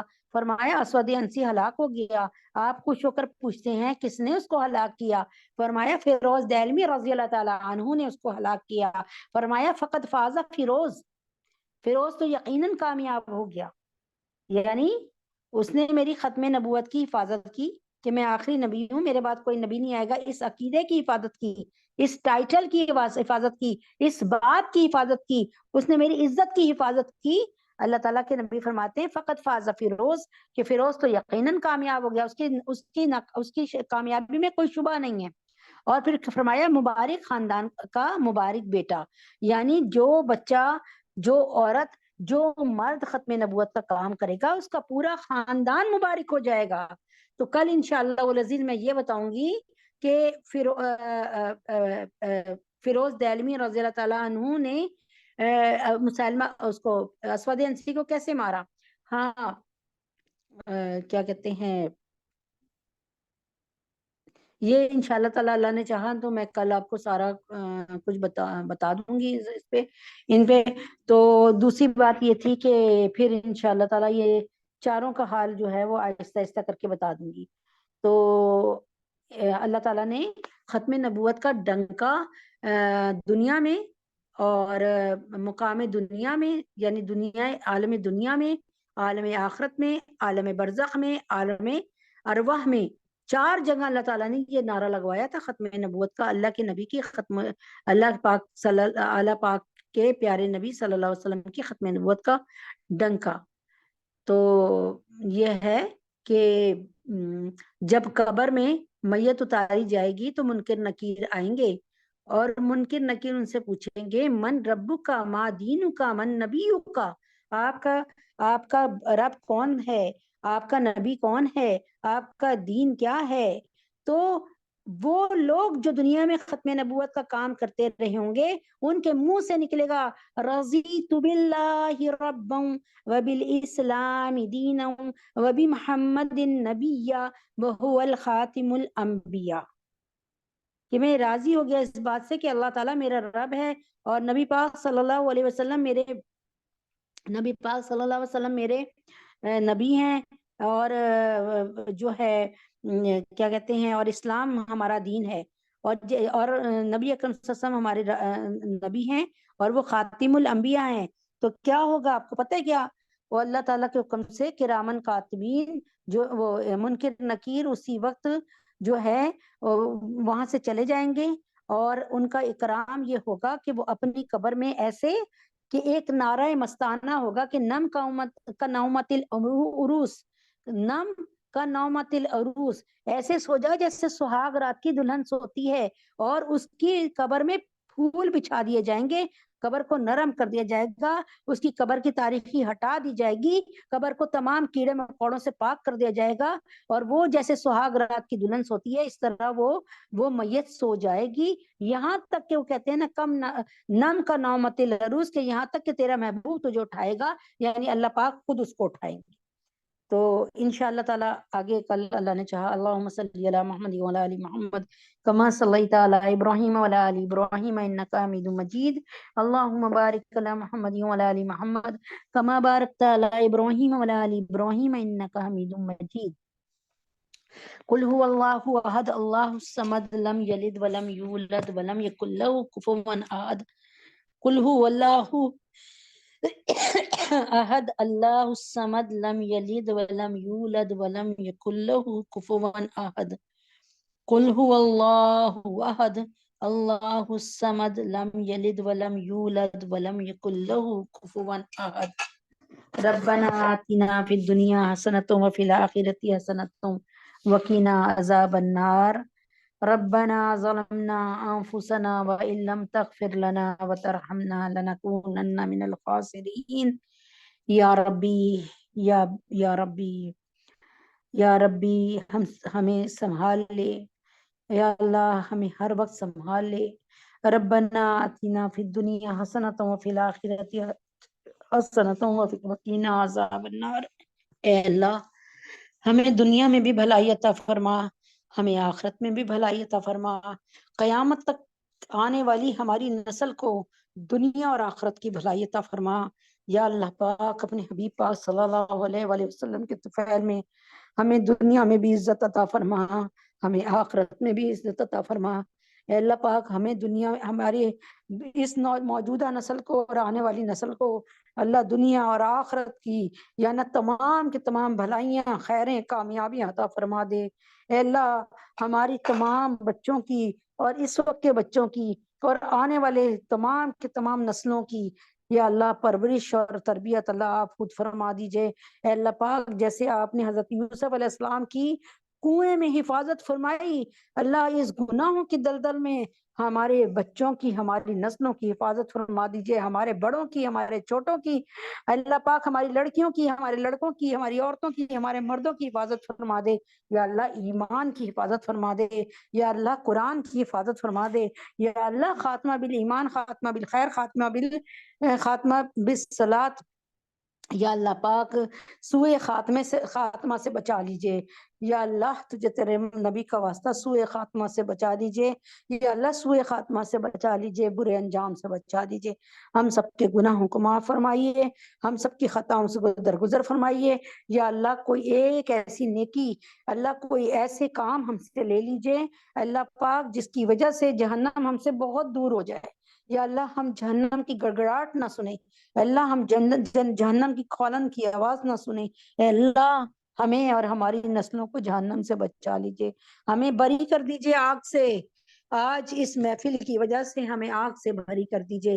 اللہ جتنے لوگ بیٹھے ہیں ان سب کو، ان کے گھر والوں کو، مجھے اور میرے گھر والوں کو، میرے اہل خانہ کو، قیامت کی صبح تک آنے والی ہماری نسلوں کو آگ سے بری کر دیجئے، تکبر سے بری کر دیجئے، اللہ ملحد ہونے سے، کافر ہونے سے، یا اللہ یا اللہ یا اللہ یا اللہ قادیانی ہونے سے بری کر دیجئے، ہم سب کے گناہوں کو معاف فرما دیجئے۔ یا اللہ پاک اس مہینے ہمارے جو نامہ اعمال ترتیب پائیں پورے سال کے، اللہ پورے اہل خانہ کو ہدایت کے ساتھ زندگی، صحت، تندرستی عطا فرما دیجئے ہم سمیت۔ یا اللہ پاک پورے اہل خانہ کو ہمارے یا اللہ پاک ایمان کے نور کے ساتھ، صحت کاملہ عاجلہ مستمرہ کے ساتھ پورے سال رکھیے اللہ۔ اللہ ہر آفت سے، ہر بلا سے، ہر وبا سے، ہر موذی مرض سے اے اللہ پاک پورے سال ہماری حفاظت فرما دیجئے۔ اے اللہ پاک وہ تمام باتیں جن سے ہماری عزتوں میں کمی ہو، اللہ تبارک تعالی جس میں ہماری رزق میں کمی ہو، صحت میں، قوت میں کمی ہو، ہمیں ان تمام چیزوں سے بچا دیجئے میرے اللہ۔ اے اللہ عائشہ، سونیا، رقیہ باجی، ڈاکٹر انم، یا اللہ پاک ان سب کو خدیجہ، سمیرہ، فیصل، ماریہ، انس، فاخرہ، بابر، سنبل اور اہلیہ عمران، ان سب کو نیک نرینہ اولاد عطا فرما دیجئے یا اللہ۔ جو بچیاں گھروں میں ماشاءاللہ سے نکاح کے قابل ہو گئی ہیں، ان کے لیے نیک مقدر والے رشتے عطا فرما دیجئے۔ امت محمدیہ صلی اللہ علیہ وسلم کی تمام بیٹیوں اور بیٹوں کے لیے حفصہ، فاطمہ، جویریہ یا اللہ پاک، حفصہ، فاطمہ، جویریہ، سدرہ، سبحانہ، حفصہ، سجاد، زینب، منتہا، بینی، شفیفہ، بنات سرور، فخر، عبد المتین، سعدیہ، نظام اور اللہ تعالیٰ سدرہ کی تمام جو بہنیں ہیں ان سب کی شادیاں بہترین اور اچھی جگہ جلد فرما دیجئے۔ تمام علماء اسلام یعنی تمام علماء ہند اور اللہ تبارک تعالیٰ مفتی حسن صاحب، تقی عثمانی صاحب، مولانا فضل الرحمان صاحب، مولانا فضل الرحیم صاحب، پیر ذوالفقار نقشبندی صاحب حضرت جی، اللہ تعالیٰ ندیم بھائی، عمیر، نازیہ، اندلیب، اہلیہ حسین، عیشہ، معظم، راجدہ، شمیم، عائشہ، عادل، نرگس، باجی، فضا، نعیم، ان سب کو، ان کے گھر والوں کو اللہ میرے اور جتنے لوگ میرے اور میرے شوہر کے اور جتنے لوگ یہاں بیٹھے ہیں ان کے شوہر کے تمام گھر والوں کو، ہم سب کے اہل خانہ کو، ہم سب کے بھائی بہنوں کو، حقیقی بہن بھائیوں کو، چچا زاد، پھوپھی زاد، خالہ زاد، مامو زاد بہن بھائیوں کو، اللہ سب کو ایمان کے نور کے ساتھ صحت کاملہ عاجلہ مستمرہ عطا فرمائیے۔ دنیا اور آخرت کے ہر امتحان میں 100% نمبروں سے کامیابی عطا فرمائیے یا اللہ۔ ان سب کو، جتنے لوگ بیٹھے ہیں ان کو، اور ڈاکٹر فاطمہ کو، عائشہ کو، عبداللہ کو اور ڈاکٹر ہمنا کو، اللہ دنیا اور آخرت کے ہر امتحان میں ان سب کے بچوں کو بھی اور ان سب کو بھی جو سن رہے ہیں پروگرام، ان سب کو اللہ تبارک تعالیٰ اپنے حبیب پاک صلی اللہ علیہ وسلم کے طفیل میں دنیا اور آخرت کی تمام کامیابیاں، تمام خیریں عطا فرما دیجئے یا اللہ۔ اہلیہ اعظم، اہلیہ رفیق، مفتی ضیاء الدین صاحب، عامر اور بیٹی انم کو اپنا بہترین گھر، اس میں رہنا بسنا، اس میں خوشیاں دیکھنا، سکون کے ساتھ، اطمینان کے ساتھ، عافیت کے ساتھ رہنا بسنا نصیب فرما دیجئے یا اللہ پاک۔ احمد، نعمان، نواز صاحب، محمد عمر اور محسن، ان سب کو بہترین روزگار عطا فرما دیجئے یا اللہ، ان سب کو بہترین روزگار عطا فرما دیجئے۔ سحر، عائشہ، فریال، ان کی مشکلوں کو، پریشانیوں کو دور فرما دیجئے یا اللہ۔ تجھے تیرے نبی کا واسطہ یا اللہ، تیرے رسول پاک صلی اللہ علیہ وسلم کا واسطہ، ہم سب پر رحم فرما دیجئے یا اللہ۔ آپ کو اپنی علو کی قسم، آپ کو اپنی جلال کی قسم، اے اللہ پاک، آپ رحیم رحمان ہیں، اے اللہ پاک، اے اللہ پاک، ہم سب پہ کرم فرما دیجئے، رحم فرما دیجئے۔ ہماری سب کی دعاؤں کو بارگاہ الہی میں شرف قبولیت عطا فرمائیے یا اللہ پاک۔ اللہم انا نجعلک فی نحورہم ونعوذ بک من شرورہم، اللہم انا نجعلک فی نحورہم ونعوذ بک من شرورہم، اللہم انا نجعلک فی نحورہم ونعوذ بک من شرورہم۔ اے اللہ، غداران پاکستان، دشمنان اسلام، دشمنان مسلمان، یہود، نصارہ، مجوسی، صابی، اللہ جو بھی مسلمانوں کے ساتھ ذرا سی بھی رنجش رکھتے ہیں اور ان کے لیے خطرہ ہیں، ان سب کو غارت فرمائیے۔ اگر ان کی قسمت میں ایمان ہے تو فوری ایمان عطا فرمائیے، ورنہ ان کی شرور سے پناہ مانگتی ہوں اللہ۔ فلسطین کے مسلمانوں کی مدد فرما دیجئے، فلسطین کے مسلمانوں پر رحم فرما دیجئے، فلسطین کو آزاد فرما دیجئے حماس اور حوثیوں کی، یمن کے لوگوں کی اور لبنان کے لوگوں کی، اور جو مسلمانوں کی مدد کر رہے ہیں فلسطین کے، اللہ ان سب کو چار چبیرے اپنی پناہ خاص عطا فرما اور ان کو اس کا بہترین، ان کی بہترین جزا دنیا اور آخرت میں عطا فرمائیے اے اللہ۔ اب یہ بمباری ختم کر دیجئے اللہ، ان کی اب رمضان آنے والا ہے، ان کو بھوک سے، پیاس سے اور یہ جو خوف ہے اس سے امن عطا فرمائیے اے اللہ۔ جیسے آپ ہمیں 3 ٹائم کھانا کھلاتے ہیں اے اللہ تعالیٰ، ان کو بھی کھانا کھلائیے، ان کو بھی پانی پلائیے، ان پر بھی رحم فرمائیے یا اللہ۔ ہم سب کے گناہوں کو معاف فرمائیے اللہ پاک، ہم سب کی خطاؤں کو درگزر فرما دیجیے اللہ پاک جی۔ آپ ہم سے راضی ہو جائیے، کوئی راضی نامہ بھیجیے، کوئی والا نامہ بھیجیے، کوئی جنت کا سرٹیفکیٹ بھیجیے یا اللہ، کوئی جنت کا ویزا لگا دیجیے، کوئی NOC عطا فرما دیجیے یا اللہ، جنت کا پاسپورٹ عطا فرما دیجیے، ہم سب پہ رحم فرما دیجیے اے اللہ پاک۔ اس سال زیارت حرمین شریفین نصیب فرما دیجیے۔ ہمارے تینوں جو ارض مقدسہ ہیں، ہمارے تینوں حرم کی حفاظت فرما دیجیے، مسجد اقصی کو آزاد کر دیجیے۔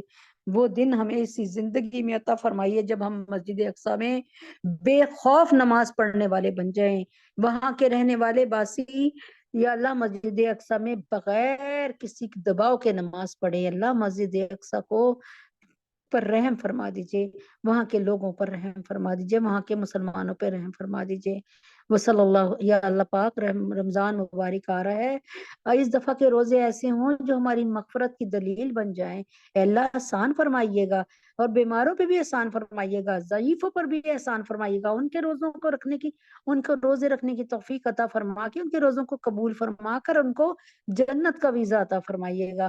یا اللہ پاک ہم پہ رحم فرمائیے گا، اس پروگرام کو قبول فرما لیجئے، اس میں جتنے بھی لوگ تعاون کر رہے ہیں، معاونین ہیں، ان سب کو اپنی بارگاہ الہی سے اپنی شان کے مطابق جزائے خیر عطا فرمائیے۔ وصلی اللہ تعالی علی خیر خلقہ محمد وعلی آلہ وصحبہ اجمعین برحمتک یا ارحم الراحمین۔ سبحان ربک رب العزت عما یصفون وسلام علی المرسلین والحمد للہ رب العالمین۔ السلام علیکم ورحمۃ اللہ وبرکاتہ۔